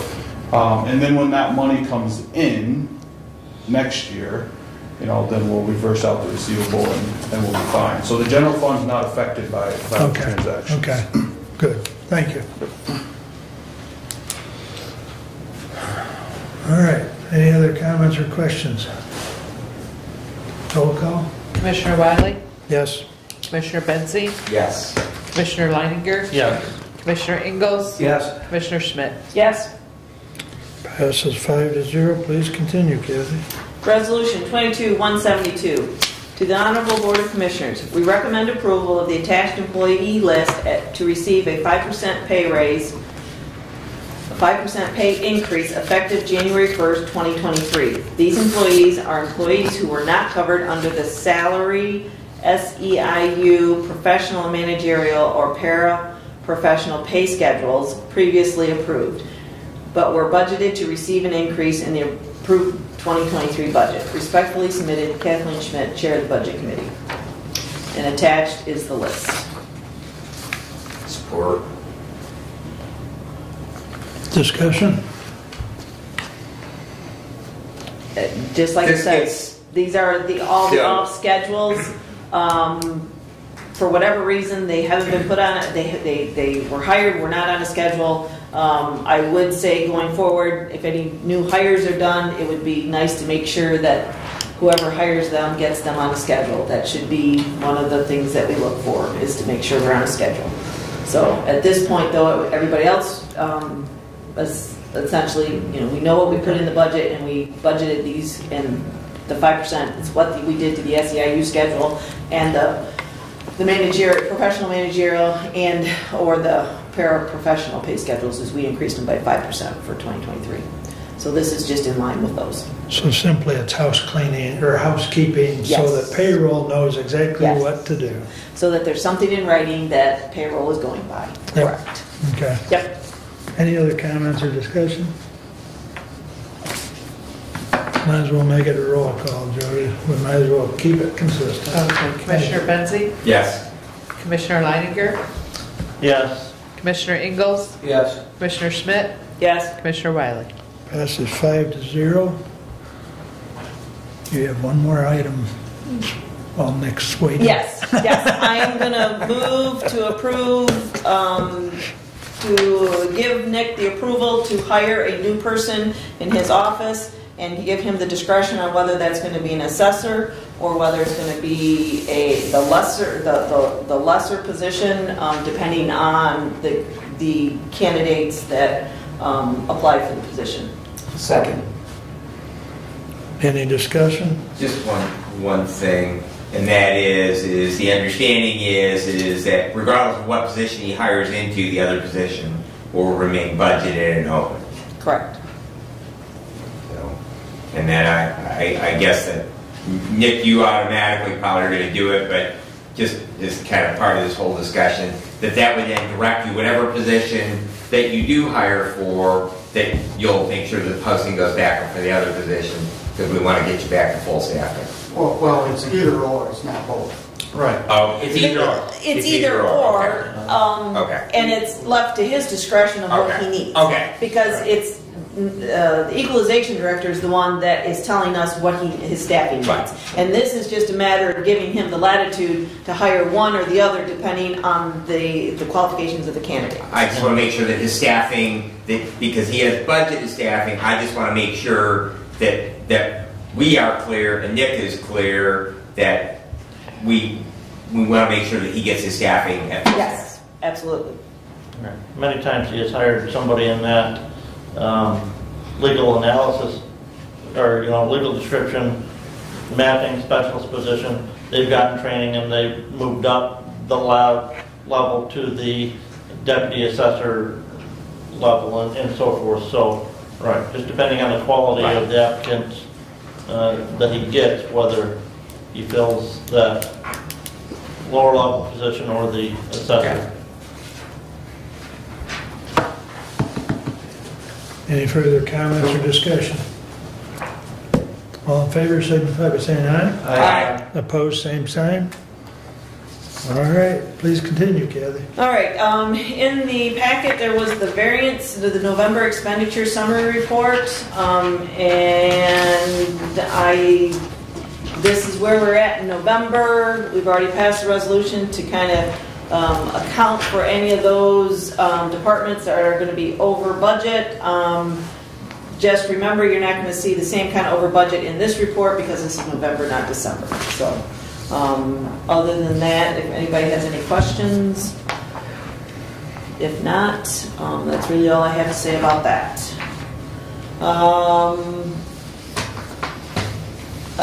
Workman's comp was on my list. What I do know about workman's comp is that in our budgeting process, we have enough budgeted for the increases. I would say that as part of Resolution 22-170, we restored the workman's comp to the full allocation because we took money out of there to fund the friend of the court position to make that balance. So through this budget amendment, we're essentially putting some more money in 2022 to offset the decrease that we had in the 2023 budget. So that was the $23,240 that was in there. So we think we have enough. Of course, that's barring any huge claim. So, anything else you want to say, Derek? Well, I guess I'm just curious where we're at with the contract renewal. Has that been approved with Broadspire, or I guess I'm confused on that one. Maybe it to you guys at your last meeting to Yeah, that's Stephanie emailed those out. Did you? Oh, I forwarded those with Derek. We looked at them from the budget standpoint. We had, the increases were not unexpected, and that we had budgeted enough. I did not put forth any resolution for that particular bill. I didn't know if that was required or not. So. Yeah. So you may have forwarded this to me, but I don't remember seeing it. I'm looking at it right now, though. There's two options for renewal. There's a 2-year and a 1-year option. I agree that we can fit either one in the budget. Traditionally, we've always done the 2-year renewal. And so I don't know if we need a motion to approve that. And Stephanie, I don't know when it's due by. If we can wait till the next meeting, I would prefer to do that. I'll have to look because I'm not sure. Derek, just as part of that discussion, 1 year versus 2 year, we have a whole bunch of things we contract with Broadspire for, and that the likelihood that we would change to a different vendor over a 2-year period versus a 1-year period, if there's a financial advantage of signing a 2-year contract, it would just seem to me natural that we would do a 2-year contract. So a little history, I agree with you. So a little history, must have been about 3 years ago now. Yeah. We started looking at the potential of moving away from the self-funded workman's comp and going to a fully insured plan. At that time, your premium goes way up when you do those, when you go to fully insured. But then you're not paying on a case-by-case paying out claims like what we do now. The advantage of what we do now is when we have a year where we don't have a lot of claims, we tend to save money over a fully insured plan. But when you have a year where you have something catastrophic, the fully insured plan looks a lot better in those scenarios. At the time, the premium hike was so much that the medical care facility was not interested in switching away from Broadspire. So we didn't. And it's worked out. We haven't had anything major hit since then. And over the course of our time with Broadspire, we've probably saved a lot of money versus being fully insured. Also during that, we found out that fully insured plans are kind of like a new competitive thing to workman's comp. There was a time where you couldn't get those as easily. It would be something that would probably warrant looking at again at some point, in my opinion. But it takes a lot of legwork to put together a package that someone can quote a fully insured plan. The last time we did it, it was months and months of back and forth with the workman's comp consultant that 44 North put us on to. So again, just some backstory, probably more than you needed. But there are options to move. I would still prefer to go the 2-year method, and if we want to move in the future, that gives us time to start looking at those things.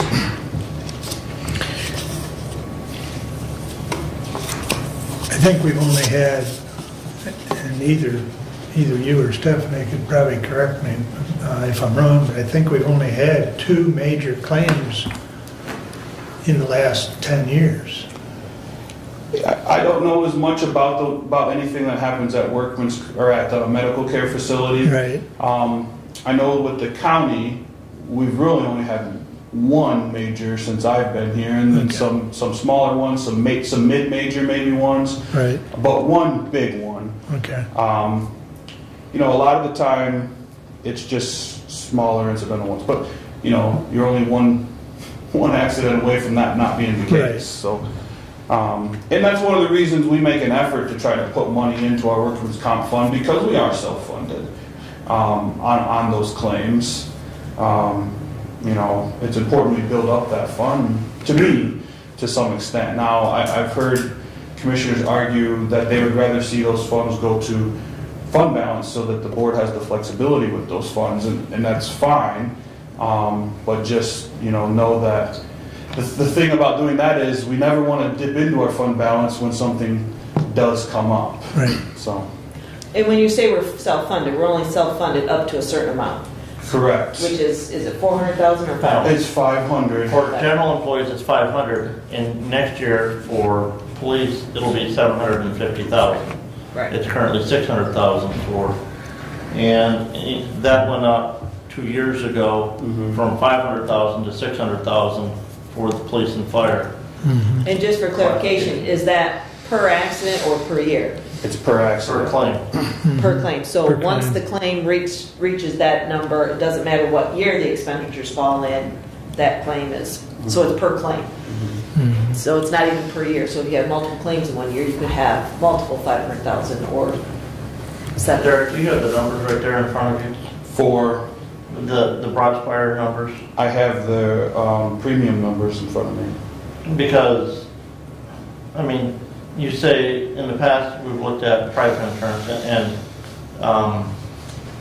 forgive me, I forget when that last major claim was for the county, but at work comp, there's an experience mod that gets calculated in. I would argue to go with the 1 year, and then in that 1 year time, look and see, do we look at a fully insured plan, do we stick with this? Because to me, the premium is $3,000 cheaper than the 2-year contract is on a 2-year basis. Yes, you take the rest of that in another year. Right. Your premium is going to be higher than that well, it'd have to be higher than $6,000 to actually, eat up that savings that you had in the 1 year. But then we look at it and say, do we stay with the self-insured? Do we go fully insured group in that 1 year time frame? Not say we want to look at this over the next 2 years. Give us a deadline, a shorter deadline to do that. Right, and that's perfectly fine. I don't have any objections to it. It does crunch, when we need to start looking at the fully insured plan. And if we are going to stay with Broadspire, there's a fair chance that in the second year, the premium will be more than if we did the 2-year contract. That's why I would go with 2-year plan, because with inflation the way it is, you've got a fixed number that you know you have and you can plan for it, and then you have that 2 years that the county can then decide if they want to stay with Broadspire or do something else, and you're not under a time crunch. So I would recommend the 2 year. I can see, both arguments make sense. Well, as those thresholds go up, though, if the other vendor, I think with 1 year, you have time to look at what you need to do, But the thresholds are going up, not just with this vendor. Yeah. So it's not just this vendor that those thresholds are going up. With so many unknowns, I would go with 2-year plan and know what your health, what that workman's comp is going to be. One other thing to point out, and Stephanie, correct me if I misspeak here, but this premium is the total premium which we share with medical care. So medical care will pay a portion of this, and I don't remember what the split is, like 55-45, It's a little bit, yeah. somewhere in there. So only maybe a little over half of this premium is the county's responsibility.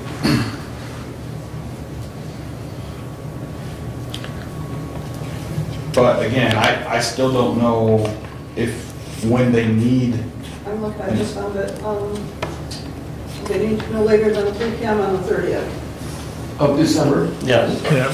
So I would move that we pay the 2-year Broadspire workman's comp premium for the county for 2023. I'll support that. And follow with the resolution.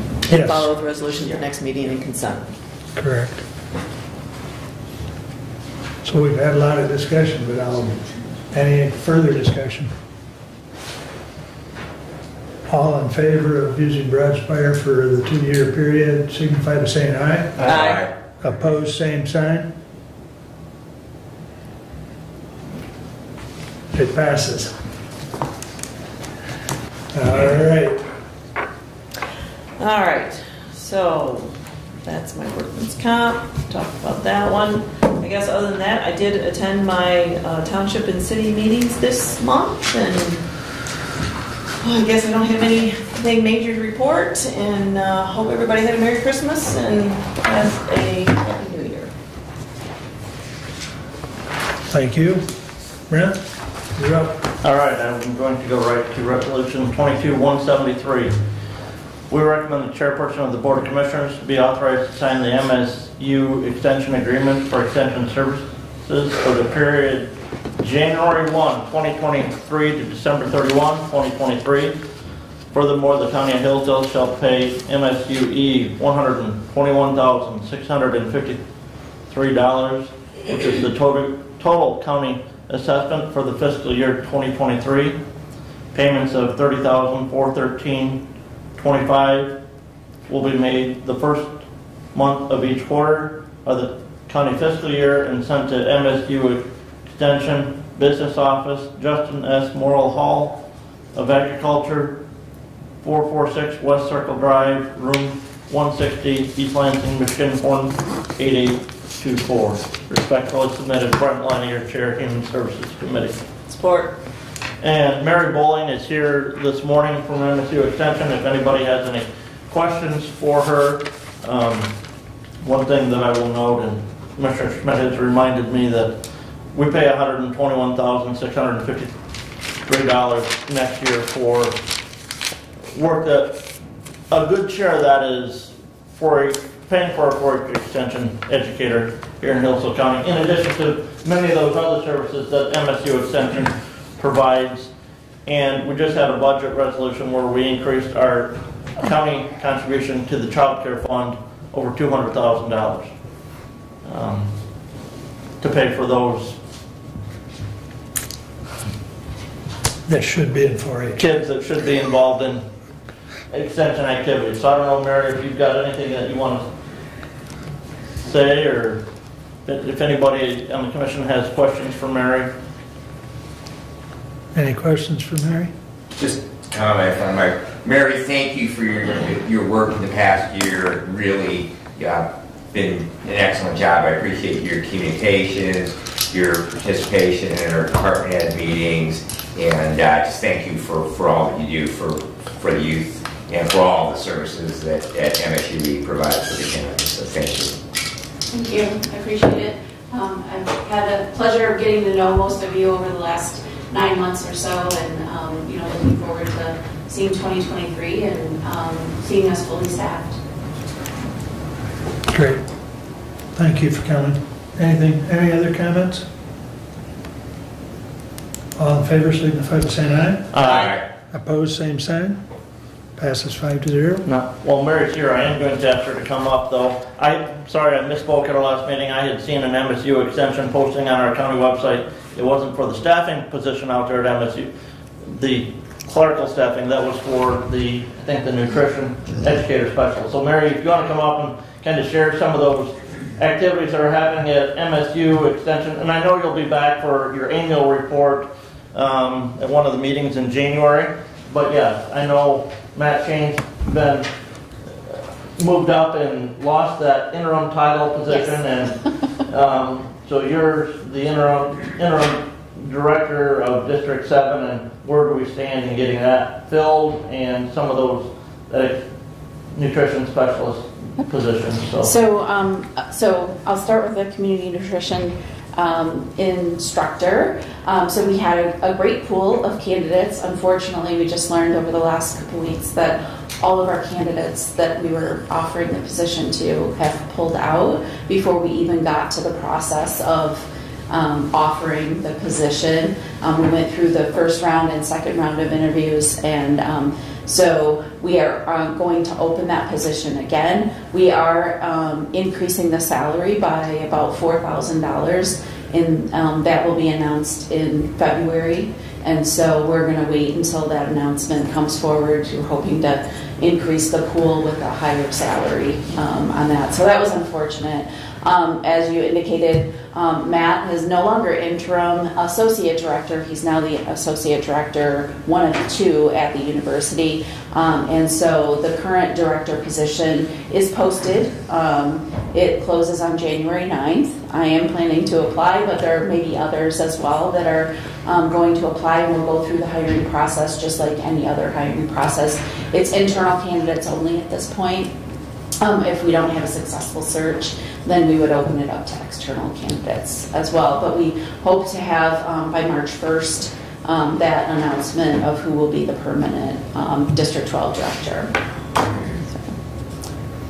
And we did include in the budget for next year at MSU Extension that additional staffing person out there. So Mary will probably be sending the request in for us to allow them to post that. And yeah, what we would like to do is we have a lot of Amish farmers and others that don't use technology for their pesticide applicator position or certifications, and so we'd like to hire somebody part-time to be in the office to help walk them through the pesticide applicator process so that they can successfully have their pesticide applicator certifications done. Right now we're seeing that there are people who are just aren't going through the process because they either don't use technology or they're not very they're not very comfortable using technology, and so we want to kind of eliminate that and make that so that we have more people who are able to get that certification that's required by the state of Michigan. We'll take care of that after the first of the year, Mary. Okay, great. Thanks for coming. Thank you. I appreciate it. Merry Christmas and Happy New Year. Thank you, Mary. In follow-up from our discussion after our last meeting, I have not had a senior center board meeting since, and there won't be one until in January, but the issue regarding the work hours and stuff there and the health insurance will be brought up as a concern from this body to them.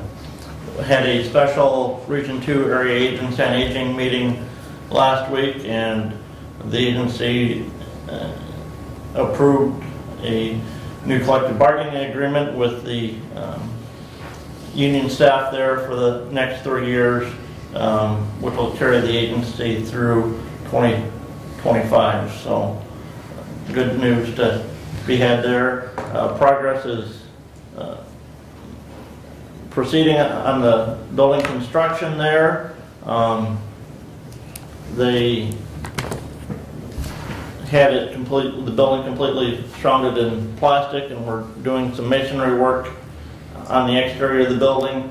Hoping to have that completion done towards the middle of next year, so the agency can move to the south into that new building. We did receive a written offer for the current building that the agency occupies. Going back, trying to work out some of the details with the individuals that gave that offer as far as how long the agency could continue to occupy that building should that sale proceed, because we're not exactly sure yet when the agency will be moving into the new building, which is dependent on the construction there. That is all that I have at this time. Excuse me. Questions for Brent? All right. Brad, I believe you're up next. All right, we'll start right out with the table resolution. I would move that we would remove 22-146 from the table. Support. Who supported that, please? Doug. Thank you, Doug. Would you like me to read the resolution again, Mr. Chairman? I think it would be appropriate. All right, 22-146, the Honorable Board of Commissioners. If I made the motion to take from the table, it's not debatable. Say that again? The motion to take from the table is not debatable. Before it. Oh, I'm sorry. Thank you for rising to that order, Commissioner. Okay.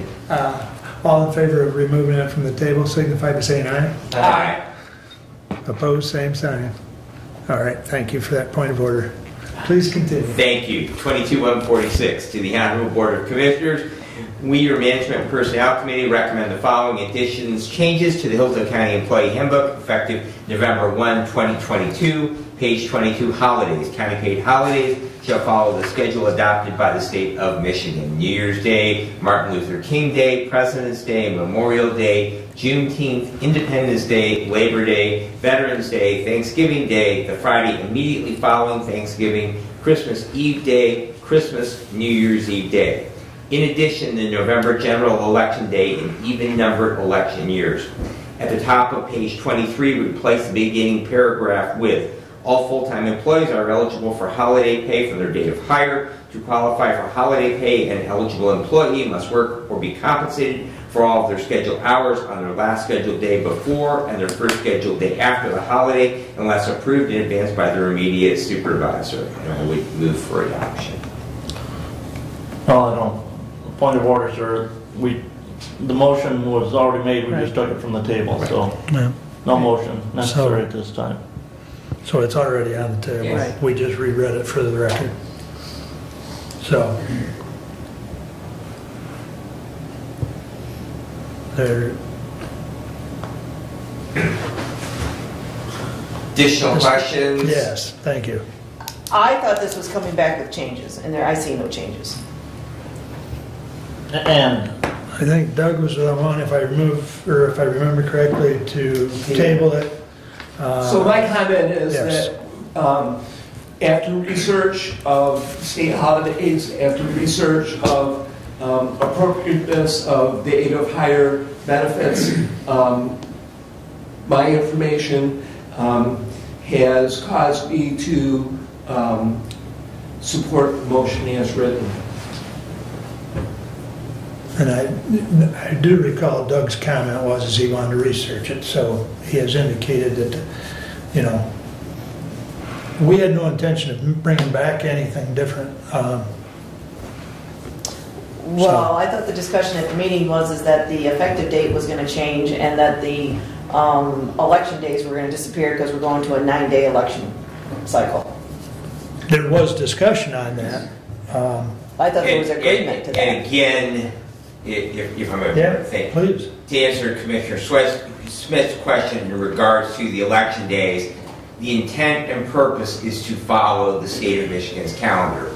And the reason for that is we have a significant number of employees within county government that are employed by the courts. They will follow, independent of what we do, they will follow the state of Michigan's calendar, which includes those even-numbered election days. The 2 new contracts, which one of today we approved with the Supervisors Union, the one we approved at our last regular session, they follow the state of Michigan's calendar. So the intent behind the election days, the even-numbered election days, was to bring us in alignment. And the idea going forward is because, in particularly, not so much the contracts, but with the court employees, and we have worked diligently over the last several years to have a single handbook for all of our employees, rather than one handbook for the court employees and one handbook for the rest of our employees. The idea is that we will collectively, going forward, follow the calendar set forth by the state of Michigan. Now, if you wish to do something different with that, it's not a problem to go ahead and introduce that amendment to this resolution. But that is the reason why that it is in there as that we will follow the state's calendar.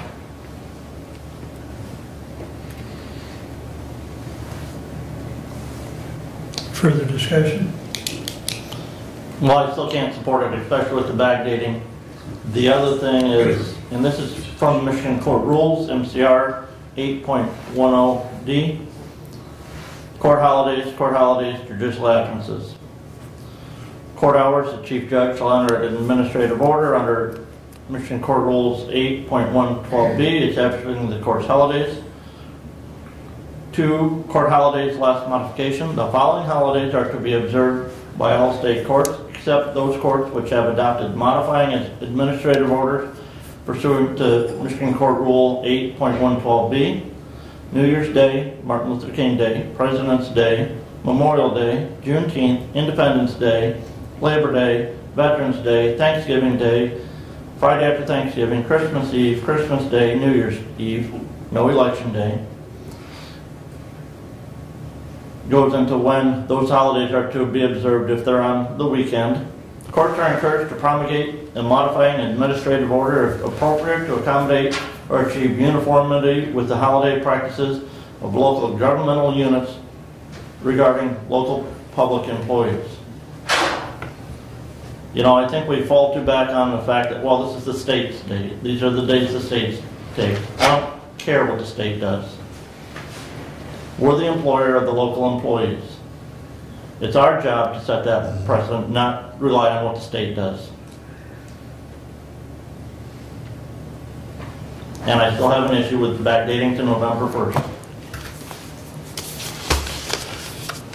And I asked for legal opinion on that, and I have not received any. Well, I haven't got a response from her, and that's probably partly due to the holidays.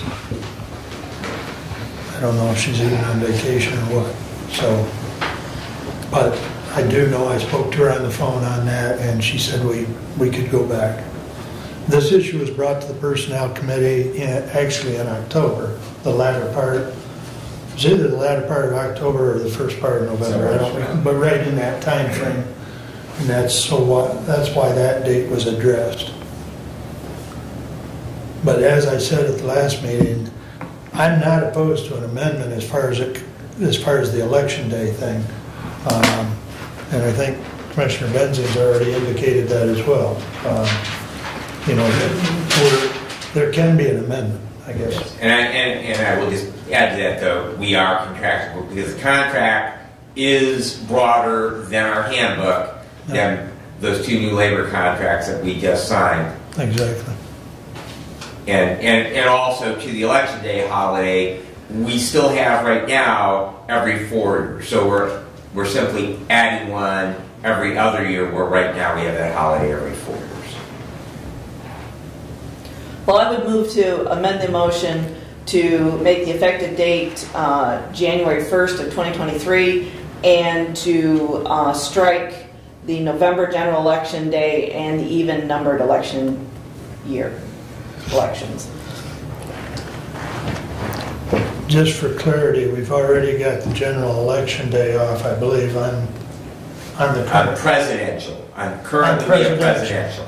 Yep. Support. So I guess for clarity, are you removing both elections Yep. or just, okay? Including the presidential? So you're removing the presidential, which we currently have. Which is already in the handbook. Yes, we're changing the handbook.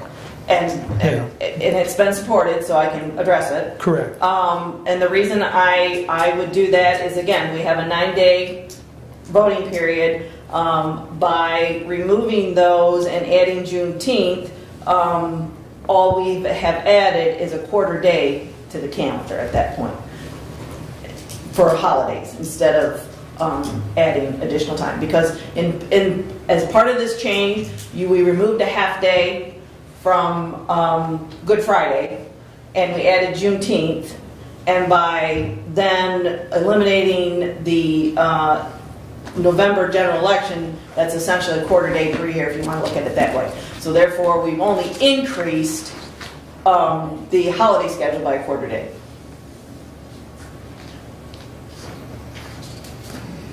Doug?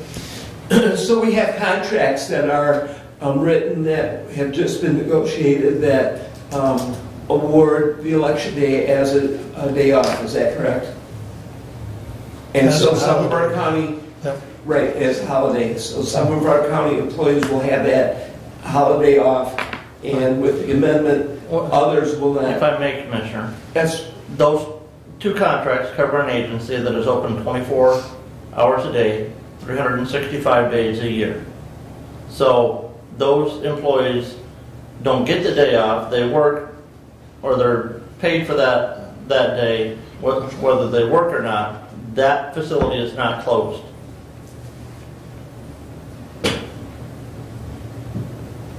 But I think too, his point is that we would have a group of employees that would be getting those days as far as holiday pay, and the rest of them would not. Is that a fair assessment, Doug? Well, I would also comment that that would not be the only difference in the contract. There are other differences in that contract. One of them is what they're paid on holiday if they work. They don't get paid just double time, they get paid two and a half times. And that's not what the rest of the county employees do. So again, we're talking about 2 contracts out at 911, and I'm not even sure what the sheriff's contract says because we haven't looked at that lately, and I don't remember what's in that one. Well, So, 2 contracts here, Sheriff's Department. and there's 2 additional contracts at the sheriff's department. So there's 4 other contracts that may not necessarily agree with this.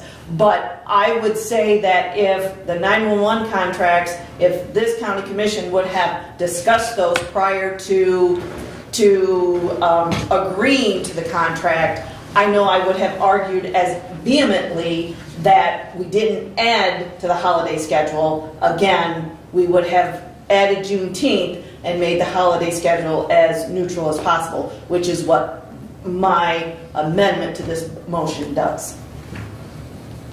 And quite frankly, you do have a step up in that you're not going to have the waiting periods that the county employees had in the past by following this motion, if the amended motion is passed.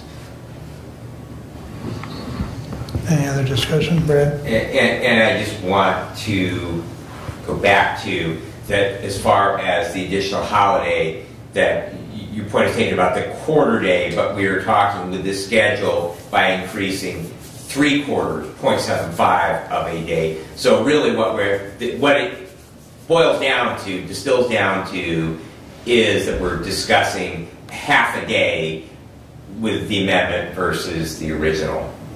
So because this would increase by 0.75, your proposed amendment to this resolution would increase by 0.25. So what we're really talking about is a difference of a half a day. Yep. Yep. Further comments?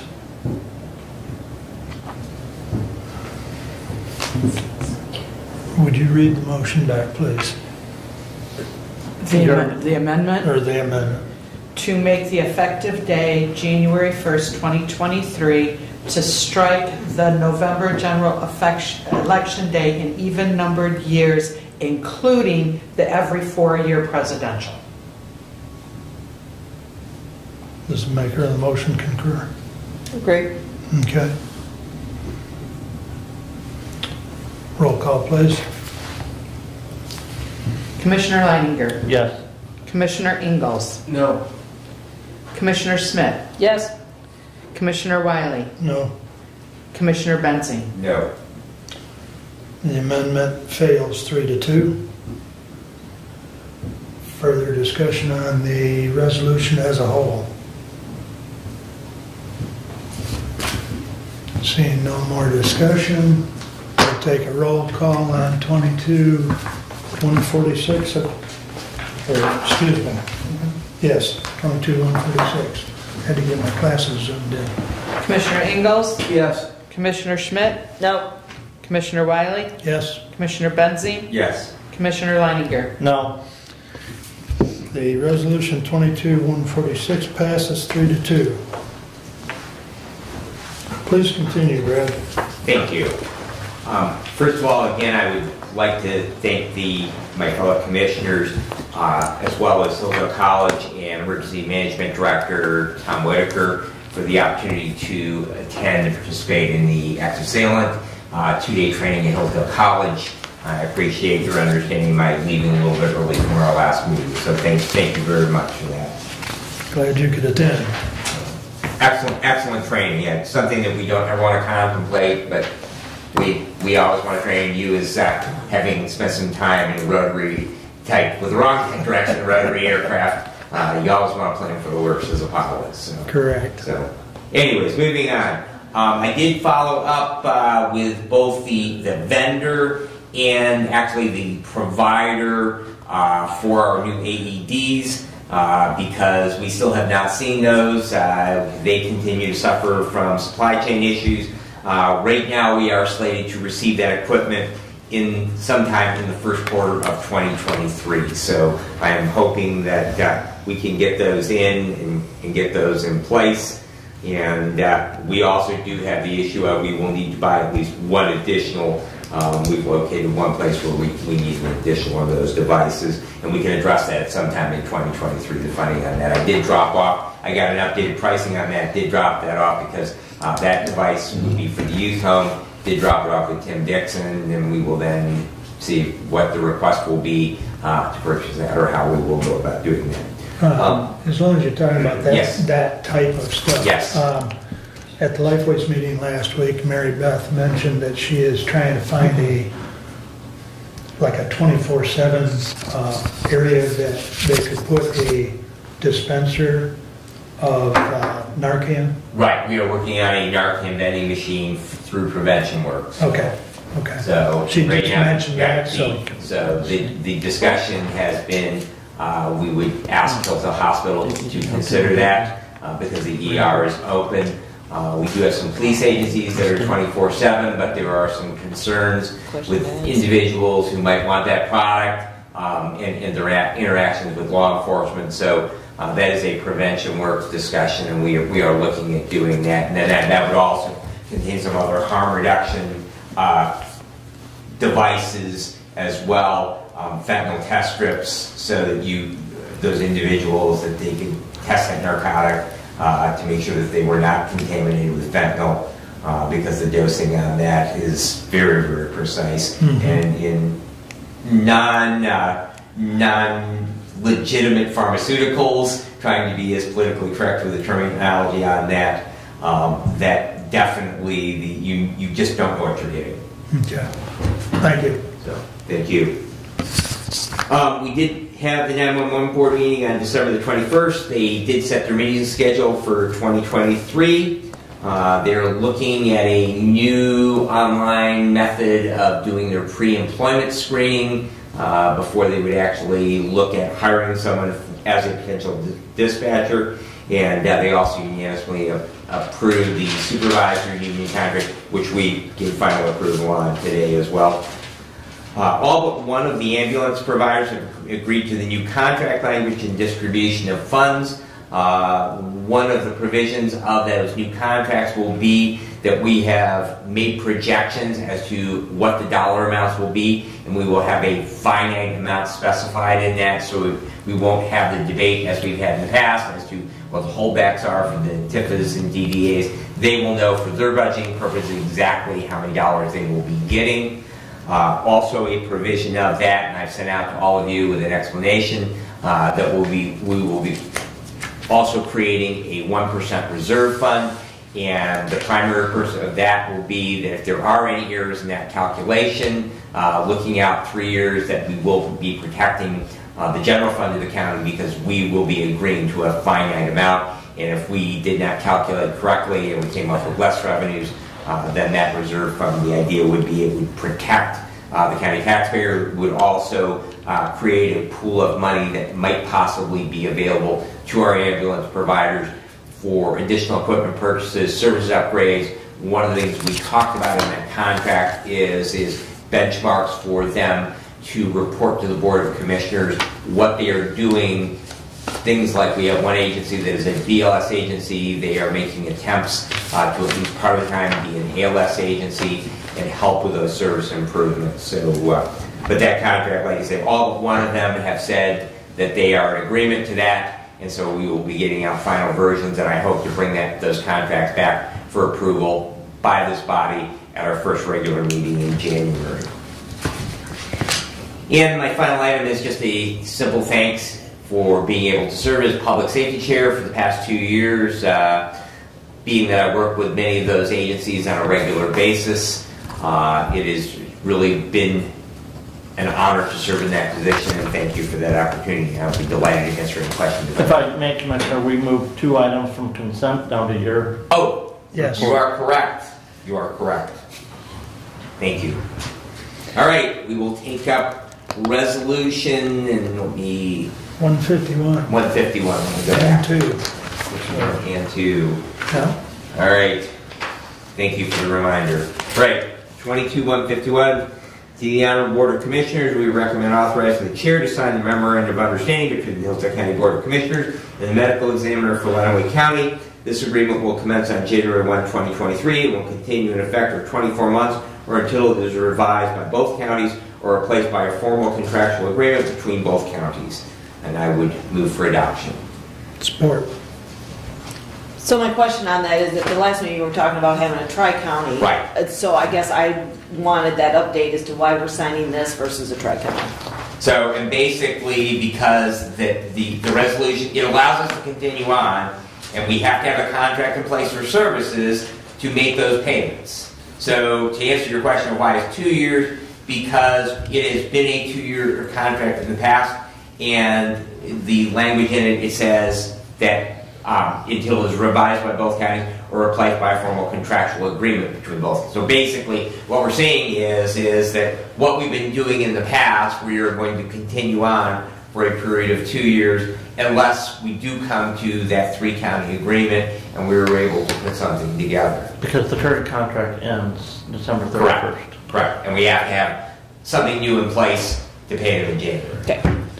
That's what I figured, all of that, but I wanted to say in the open meeting. Thank you for...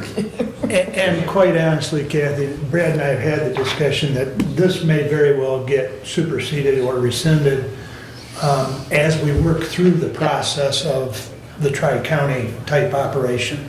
Yep. That resolution's not available right now. Yep. And so, as Brad's indicated, we've got to be able to pay them in January. So. Yep. But yeah, I think that sometime within the next year or less, we may very well see, an update to this. So, but good question. Any other comments or questions? All in favor signify by saying aye. Aye. Opposed, same sign. Resolution carries. Please continue. All right, thank you. 22-152, to the Honorable Board of Commissioners, we, your Public Safety and Judiciary Committee, recommend the adoption of the attached Hillsdale County School Resource Officer Operating Guidelines and School Resource Officer SRO job description. And I would move for adoption. Support. I would be delighted to read the entire document if you would like. Well, we don't need to read the entire document. I do have some questions as to why this is coming now. School resource officer, there's money set aside for this position, but not begin until at least mid-year through the next fiscal year.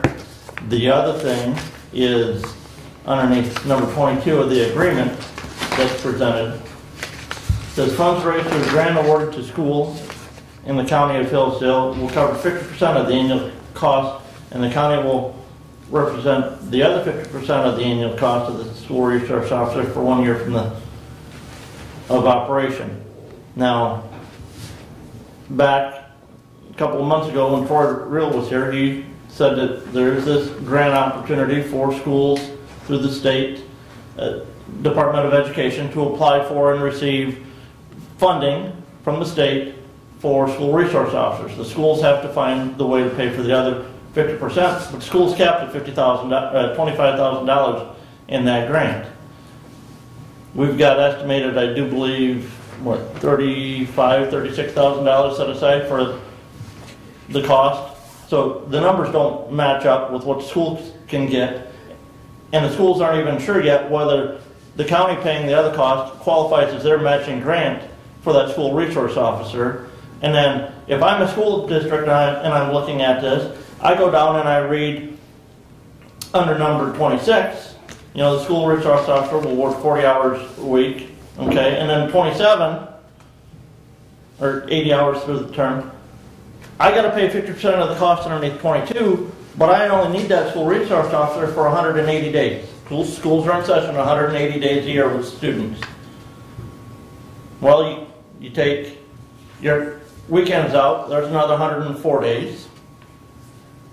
Well, there's 81 days unaccounted for that I am a school, I'm paying 50% of the cost of said officer for.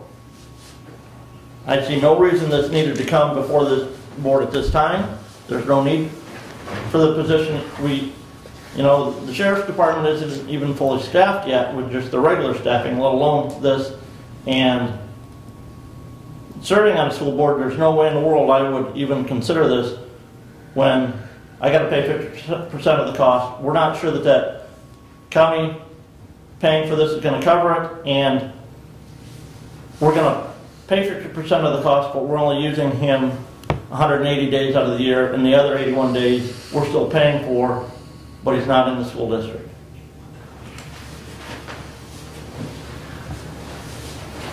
Go ahead. Thank you, Commissioner.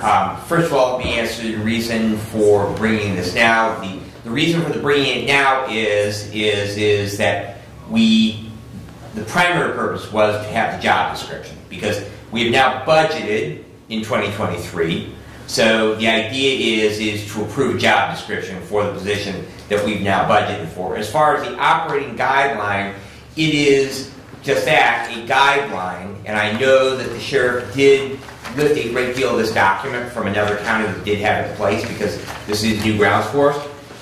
We'll also add that, understand completely as a school board member that you might not agree to this. This is basically a guideline for an agreement.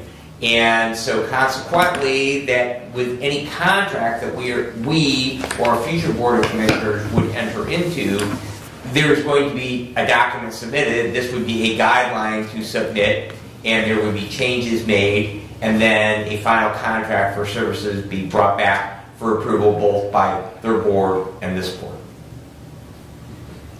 My concern in bringing this forward is that it hasn't been hammered out how this whole school resource officer is going to get implemented in Hillsdale County, what the granting is going to be, and are we doing one per school, or are we having one and we're sharing it amongst schools? So to me, until that's hammered out, you can use this as a guideline, but not approve it until we know what that looks like.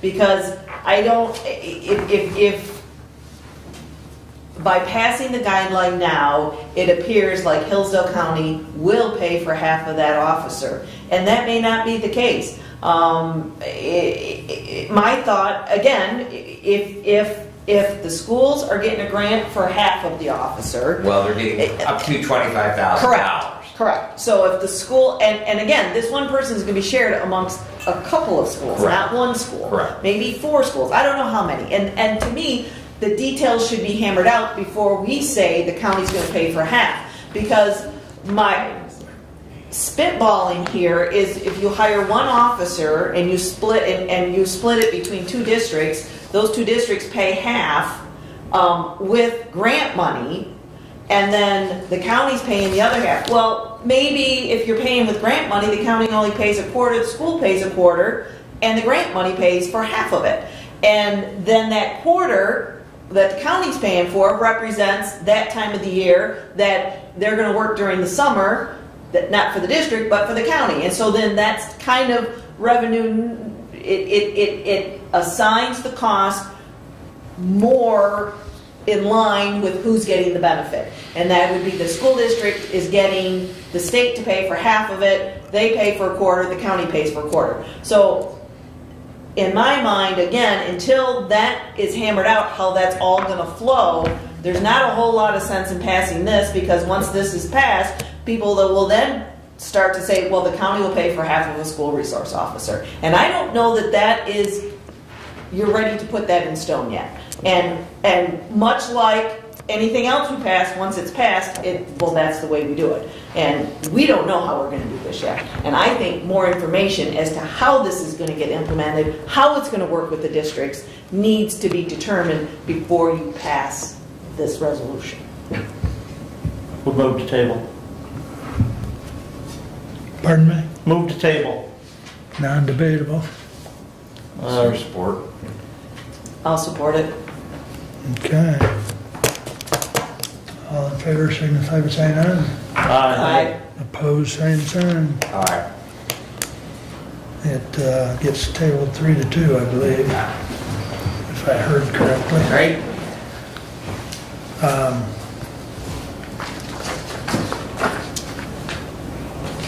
Was that 152?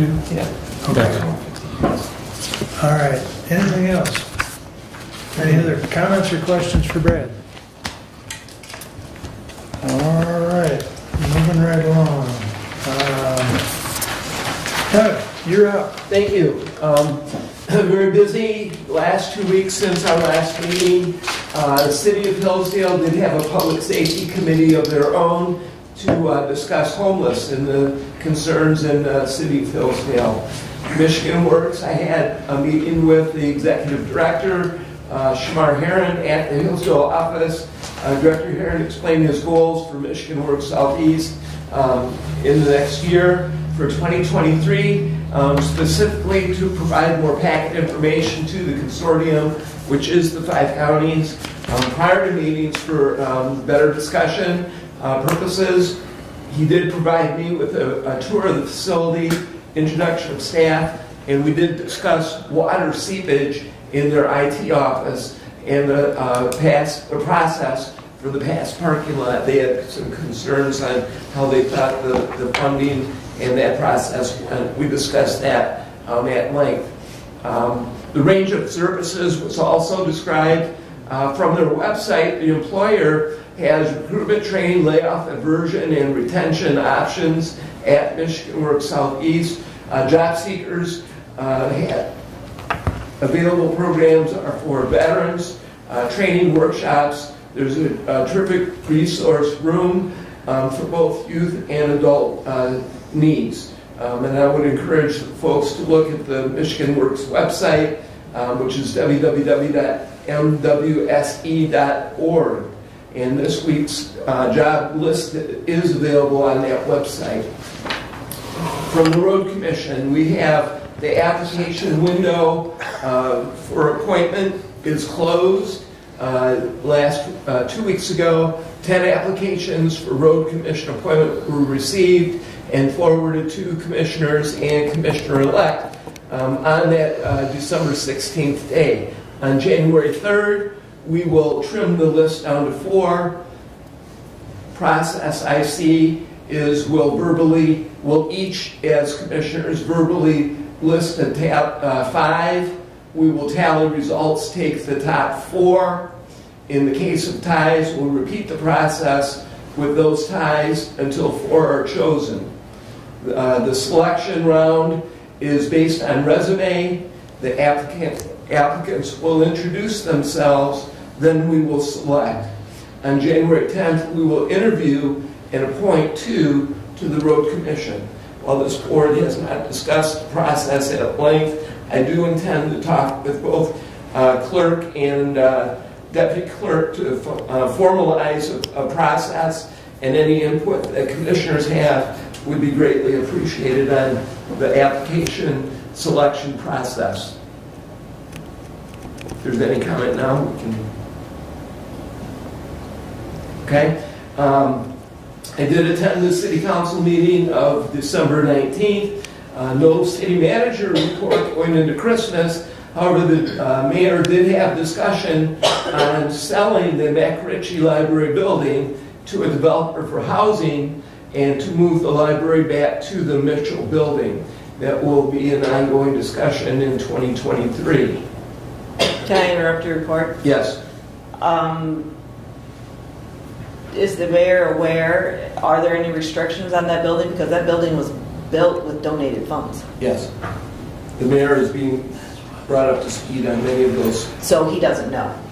I don't think he knew when he was talking about this. In his own words, he was spitballing. And the discussion was not well thought, in my opinion. Sorry, Mayor.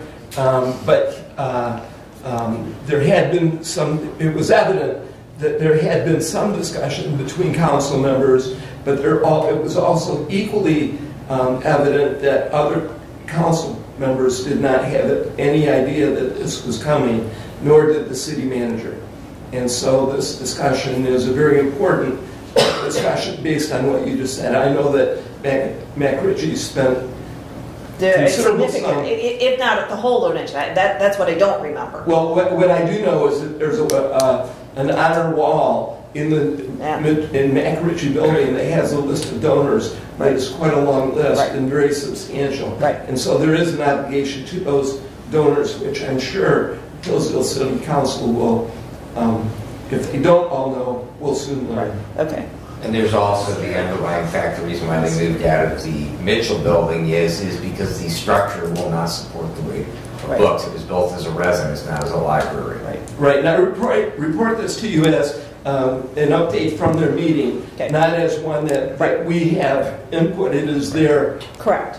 Well, and I just wanted to get clarification, because that is my understanding, is that the library was built with donated funds, and I would be amazed if there aren't restrictions about what can happen to that building. And again, I echo Commissioner Benstein's comment that the reason they moved out of the Mitchell building was because of load issues, and I would hate to think that now we're going to move back in. So. And I can assure you that I'm slightly aware of the program. I was mayor and involved in those decisions at that time, so I'm keeping track on that.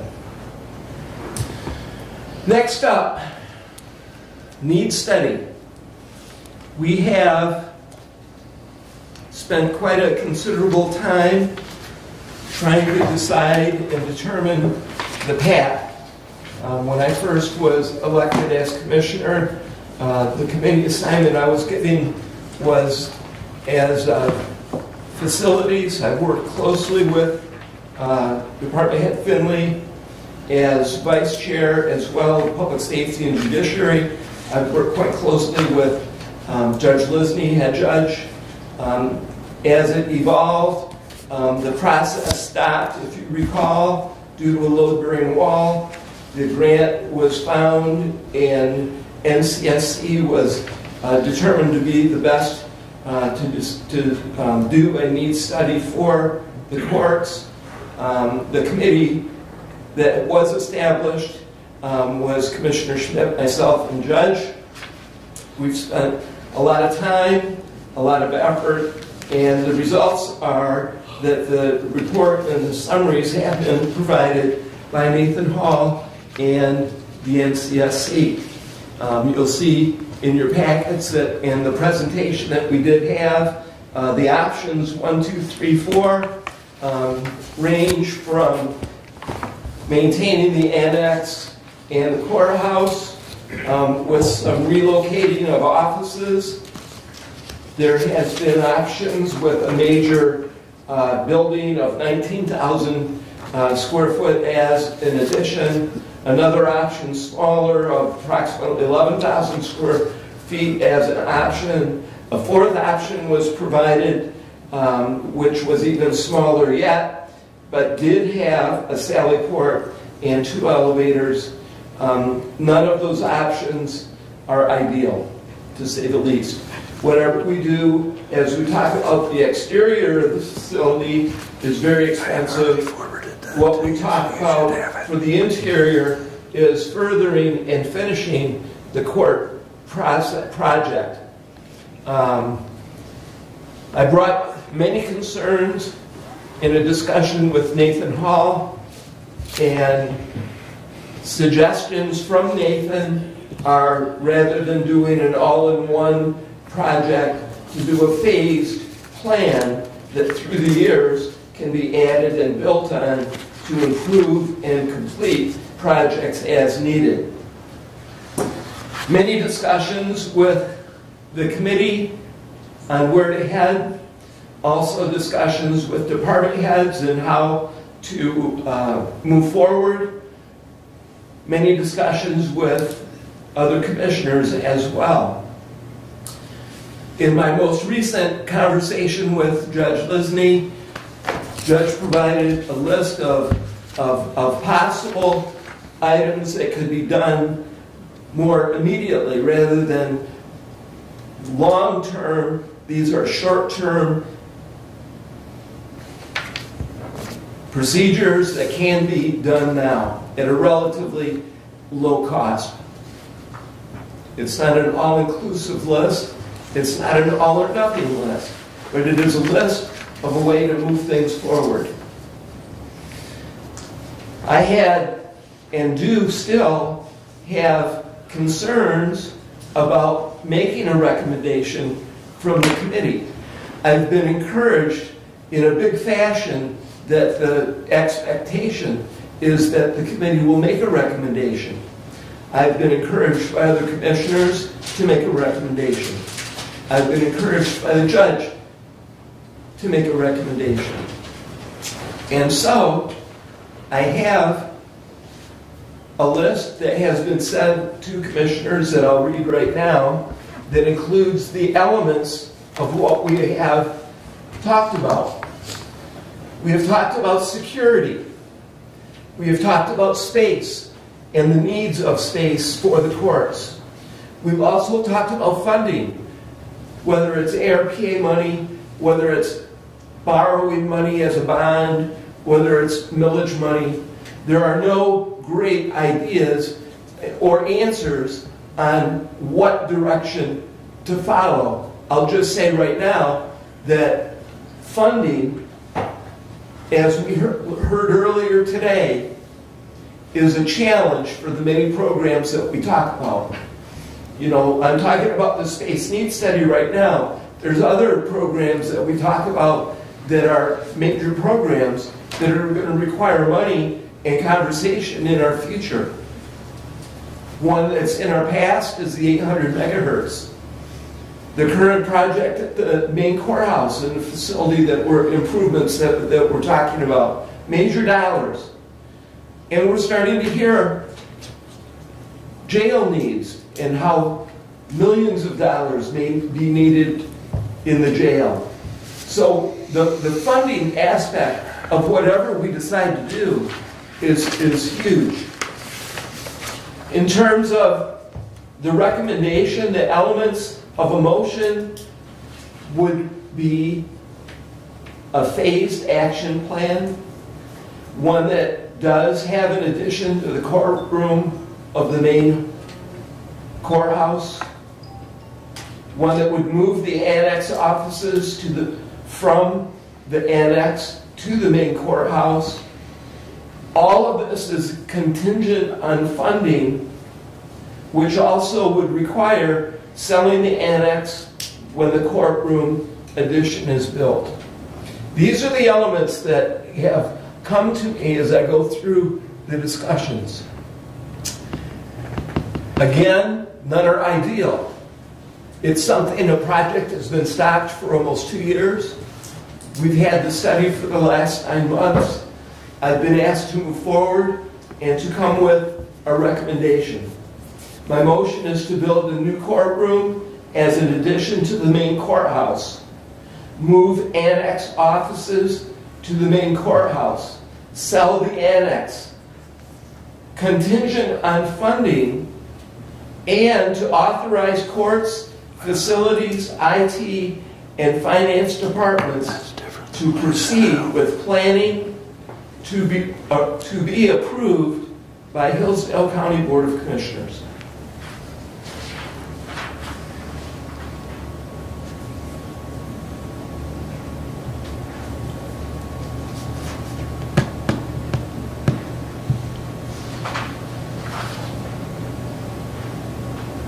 I believe that was a motion, Doug. Yes, it was. And I have a copy of it for Joe. Thank you. Very good. I was just going to ask you if you had a copy. Thank you for that. Yep.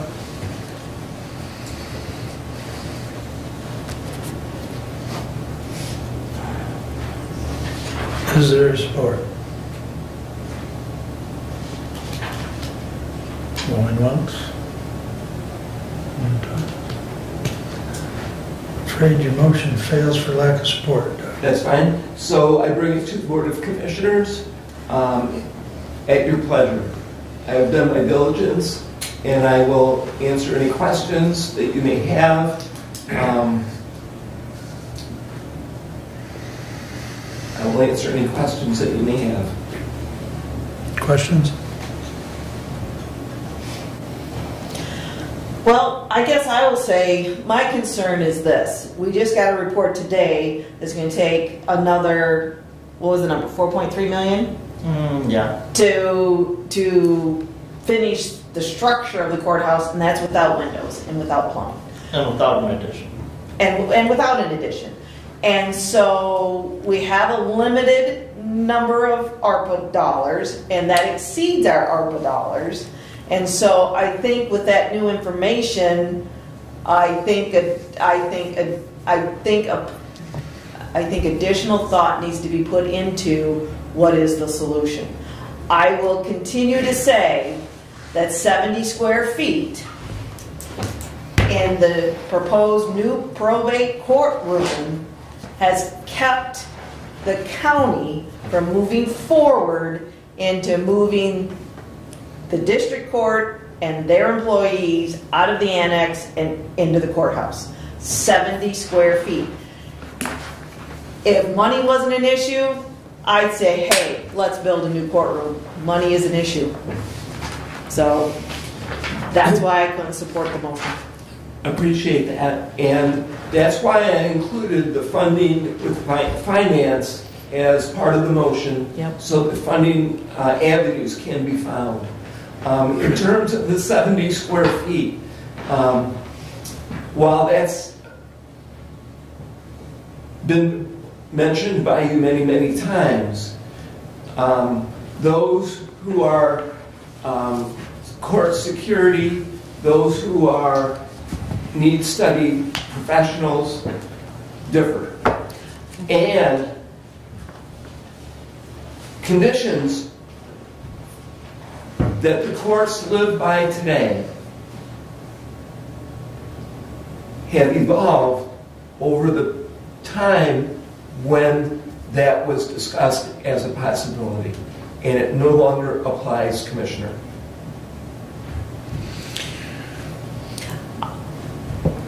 Well, I understand that things evolve. I understand that some time has passed.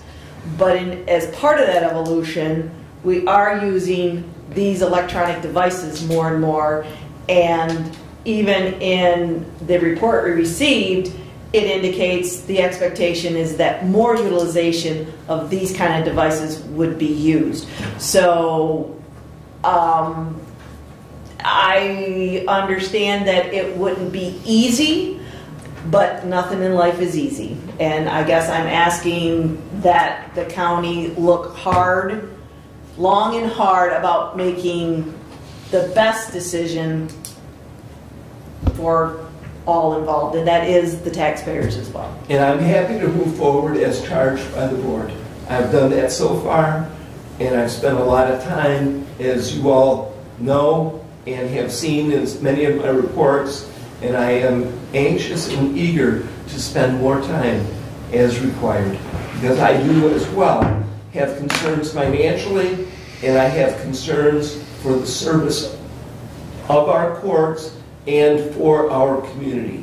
And the right answer is where I'm trying to go. Any other comments or questions for Doug? Anything else, Doug? Report on the HVAC at front of the court. They are beginning the preparations with certain tear out. Electrical panel preparation. Adrian Mechanical will begin after the first of the year on the HVAC for the front of the court. HVAC at the county office building, the heat is on. First floor heat has been maintained by Adrian Mechanical, and it is in working order. And the HVAC at the main courthouse, everything seems to be working. And that does complete my report. Did you mention windows at the courthouse? I did not. That was discussed earlier. Okay. Where that stands right now is that there is no information. We're in the process of trying to get some numbers, but that has, you know, the Christmas holiday stopped the bus. Okay. And so we're trying to, we made some phone calls this morning, and we're talking with G&G Glass. They are closed for the week. So we're on it. Okay. Yep. Just wanted to verify, because I know we talked about it before, but I didn't know if you had something additional. Sorry. Go ahead. Thank you. Commissioner, you mentioned the lower floor heat. Yes, it is working, and thank you to all involved with getting that done. I had a sidebar discussion with Randy that looked like that the cost of that was going to be paid for as an insurance claim. And is that correct? Yes. So we will not be covering because Randy did mention that was going to be an expensive repair, so. So there's the deductible, and I can't remember what that is, but the majority is will be submitted as an insurance claim, I do yes. believe $1,000 on the deductible. Okay. Do you have that motion written out? I still need it. I'll get it to you. Okay, good. Thank you. Anything else for Doug? I have one. Marnie sent me a message, Brian, on the 10th at 9:10. Okay, So we'll take that up again at that point. thank you. All right.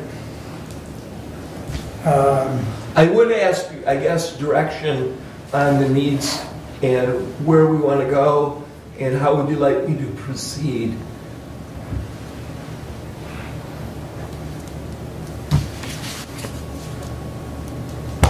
So you sent out, there's about 6 pages, I think, and that was the needs study and the recommendations as far as I think he put 4 different schemes or options. Right, and we've all seen that with the drawings. Right, right. Yes. Yeah, because we got the drawings a while back. So I guess everybody needs to look at that and then reach out to Doug. Okay.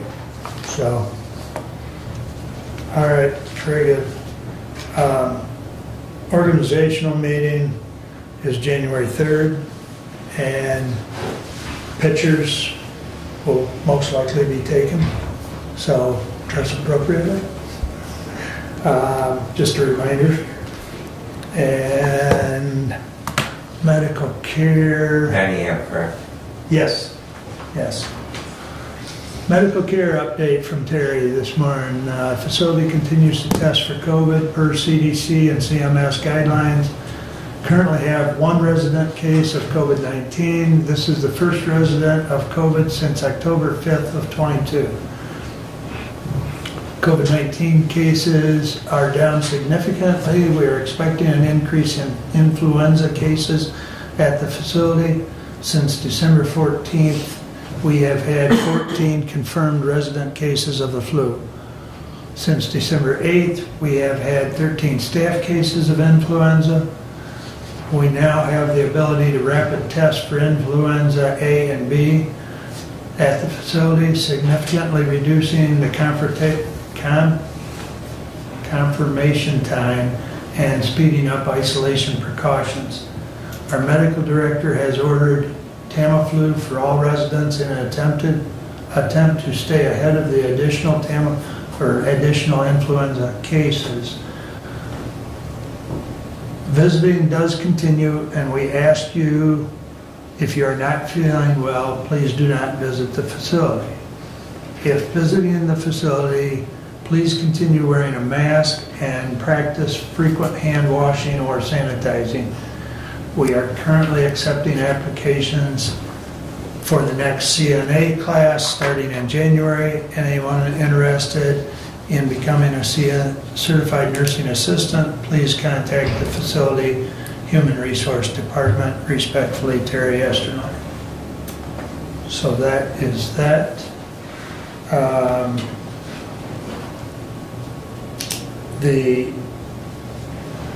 I received another communication which I'll forward to you.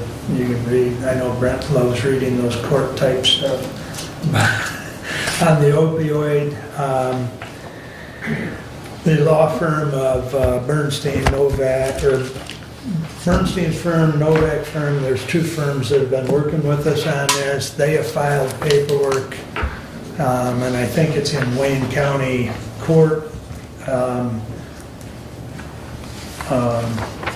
against Ottawa County's objection of the distribution, and should they prevail, then hopefully we'd have some payments in January or February.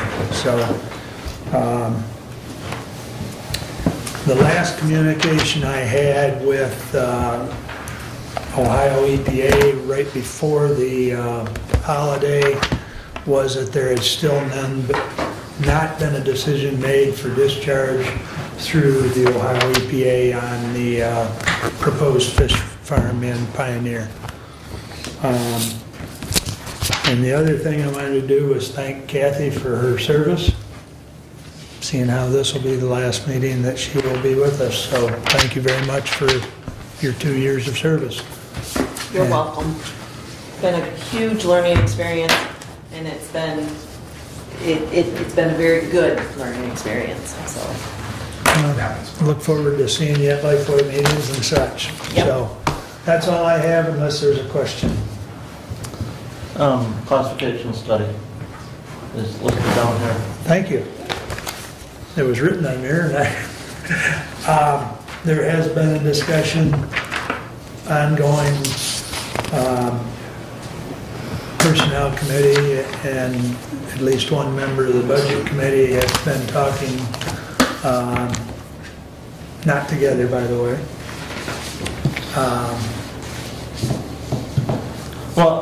of doing a classification study which has not been done on the county employees as a whole in over 20 years. And we routinely get requests from department heads asking to change the level in a position, and none of us sit in those positions, look at those, and I would move that the Board of Commissioners seek bid from professional firms looking at doing a classification and wage study for all Hillsdale County employees. I'll support that motion. And please.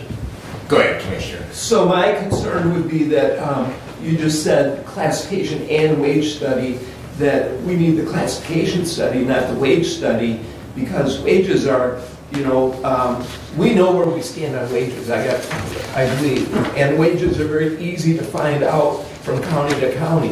I think that the money well spent is on classification, but not on wage. You had a comment, Brad? So my only comment, Commissioner, is that you suggested seeking bids, and that I'm fine with that. The question I would have is this a professional service, and therefore is that an exception to the bid policy? It may be an exception. I would still suggest that we seek bids to make sure that, what we're doing is looking at is the best possible rate. I know that there's a firm that I've seen bid for other agencies for. The reason I say wages, Commissioner Engels, is because some of that classification study may entail, do we keep the 3 different wage scales that we currently have, or is there a way through this classification to pare those down? And in doing so, does that then mean looking at some of those wage details as well?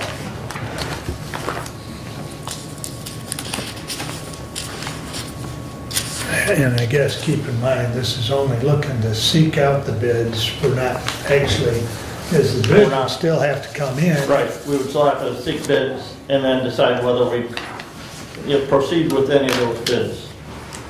Yeah, I mean, we still have to approve the overall scope of work. What, I guess I do have a question. Who's going to handle this? So, and I don't disagree with that. We are going to have to come up with some form of a scope that we're requesting them to quote on. And so I'm fine with management personnel.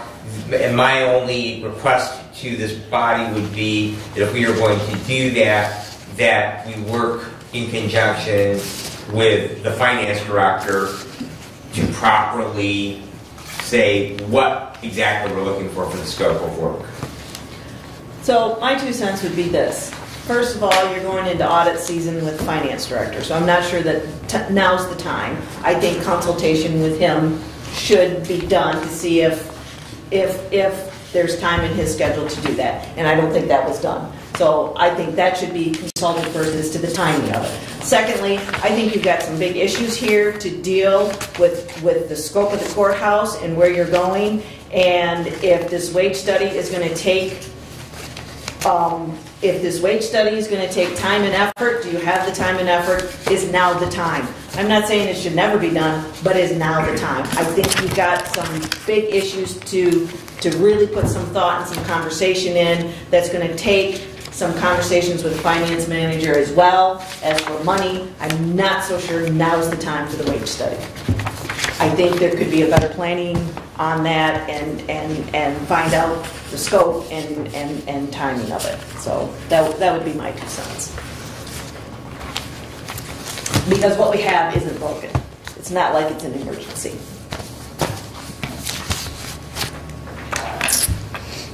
Sure. Please. And if I just might speak in reply to that, we are in actually a very unique time frame right now, and that is that we now no longer have a bargaining unit, and so consequently, are those employees and how we classify them, are they going to then mesh with we have 2 other schedules for payment, and can we put those all together? The window of opportunity has opened up now because we no longer have that bargaining unit, and we have a pay schedule for them. In fact, we just added a level 8 to that pay schedule. But now, if there is a time, and particularly something that has not been done for more than 20 years, I would argue that the time really, and the time is right, and the timing makes it very necessary because of that unique set of circumstances that we are going through right now. But that unique set of circumstances is going to play out the whole year. It's not imperative that it happens January 1st.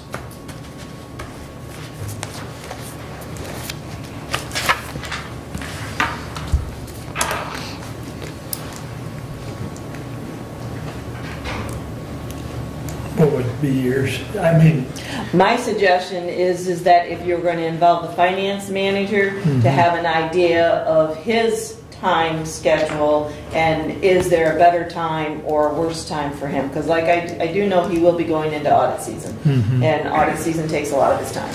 So, Brent, do you have any idea,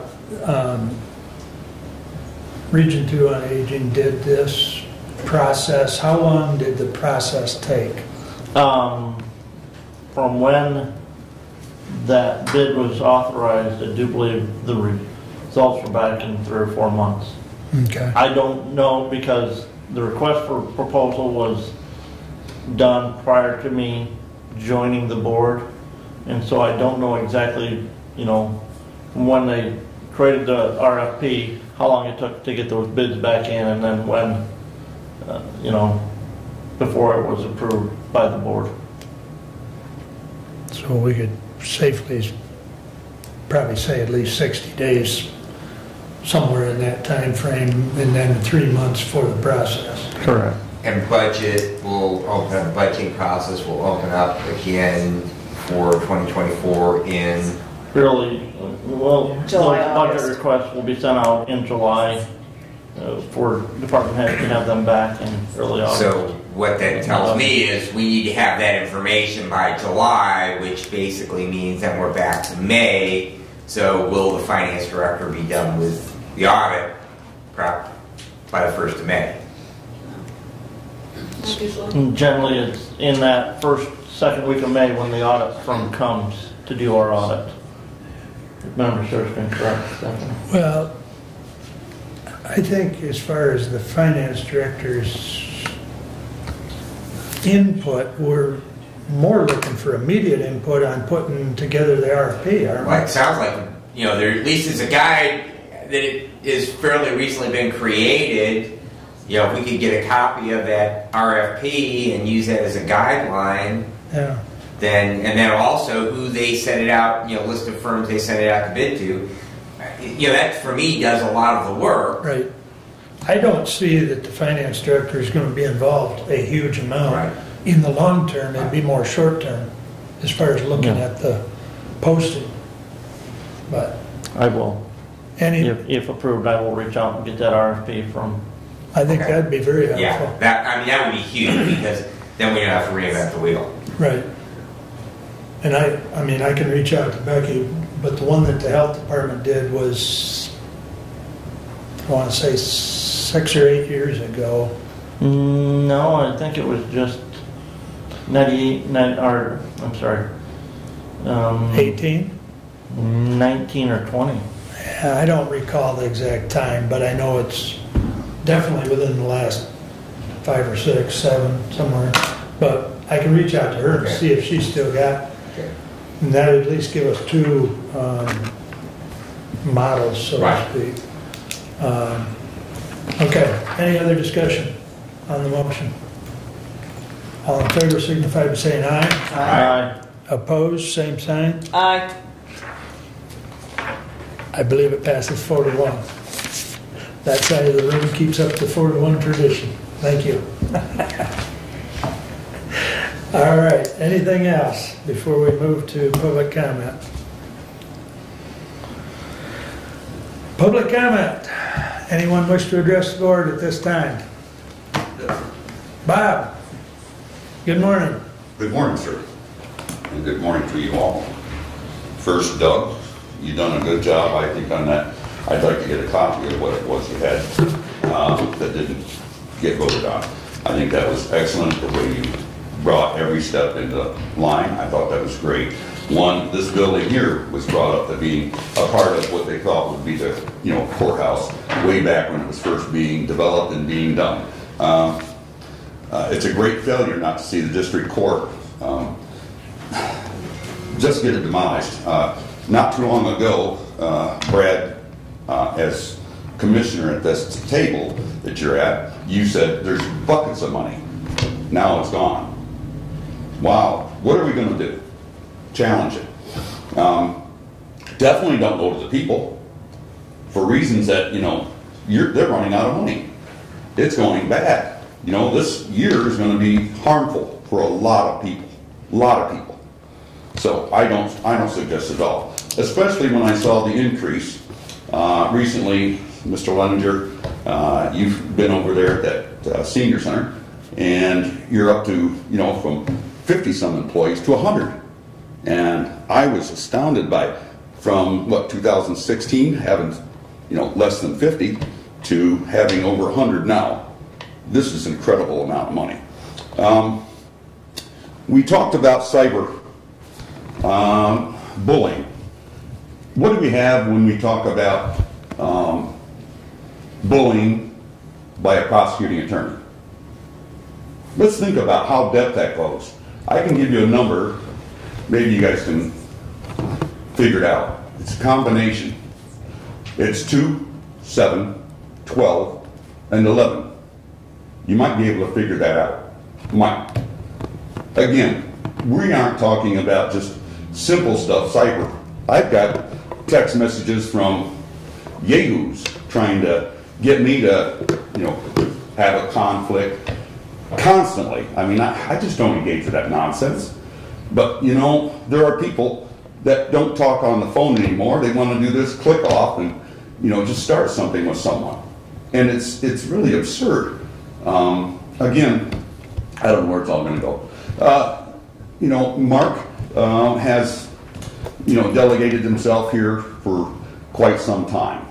And, I've gotten to enjoy, but I've also found, as an annoying me, because 2 years ago, the gentleman with you and all of you had tape recording of what took place here in this building, which I did absolutely nothing. And Mark stood up and had me pretty much, and he could have testified, he did prefer not to, and I was arrested for it. Pathetic. I think, Mark, it might be time for you to go. The aquifer, let's go there. The aquifer issue, yes. I've also looked into what you have for the agriculture department. We also have problems with which we've got new monies coming in for the farmers. That amount of money, because they can't adequately irrigate, this is going to be a problem. What do we look at? And I've seen that Woodbridge, I think you had something on a notation, Brad, that, kind of a rejection, they don't want this to happen. But it's obvious we're going to have problems with water, and it's across the United States. Look at all those U.S. geological surveys, every single one of them. Go and contact the people that are out there that has been ruined because there's no more water, and the depth they've had to go to. Ruined. And again, water is the greatest resource we have. What can we possibly change? We can capture the water. There's a new event, to putting up these big liners. I forgot the name of the call them. They look like a sheet. They put them up and they capture, your fog, which then releases, droplets, gets a gain of water.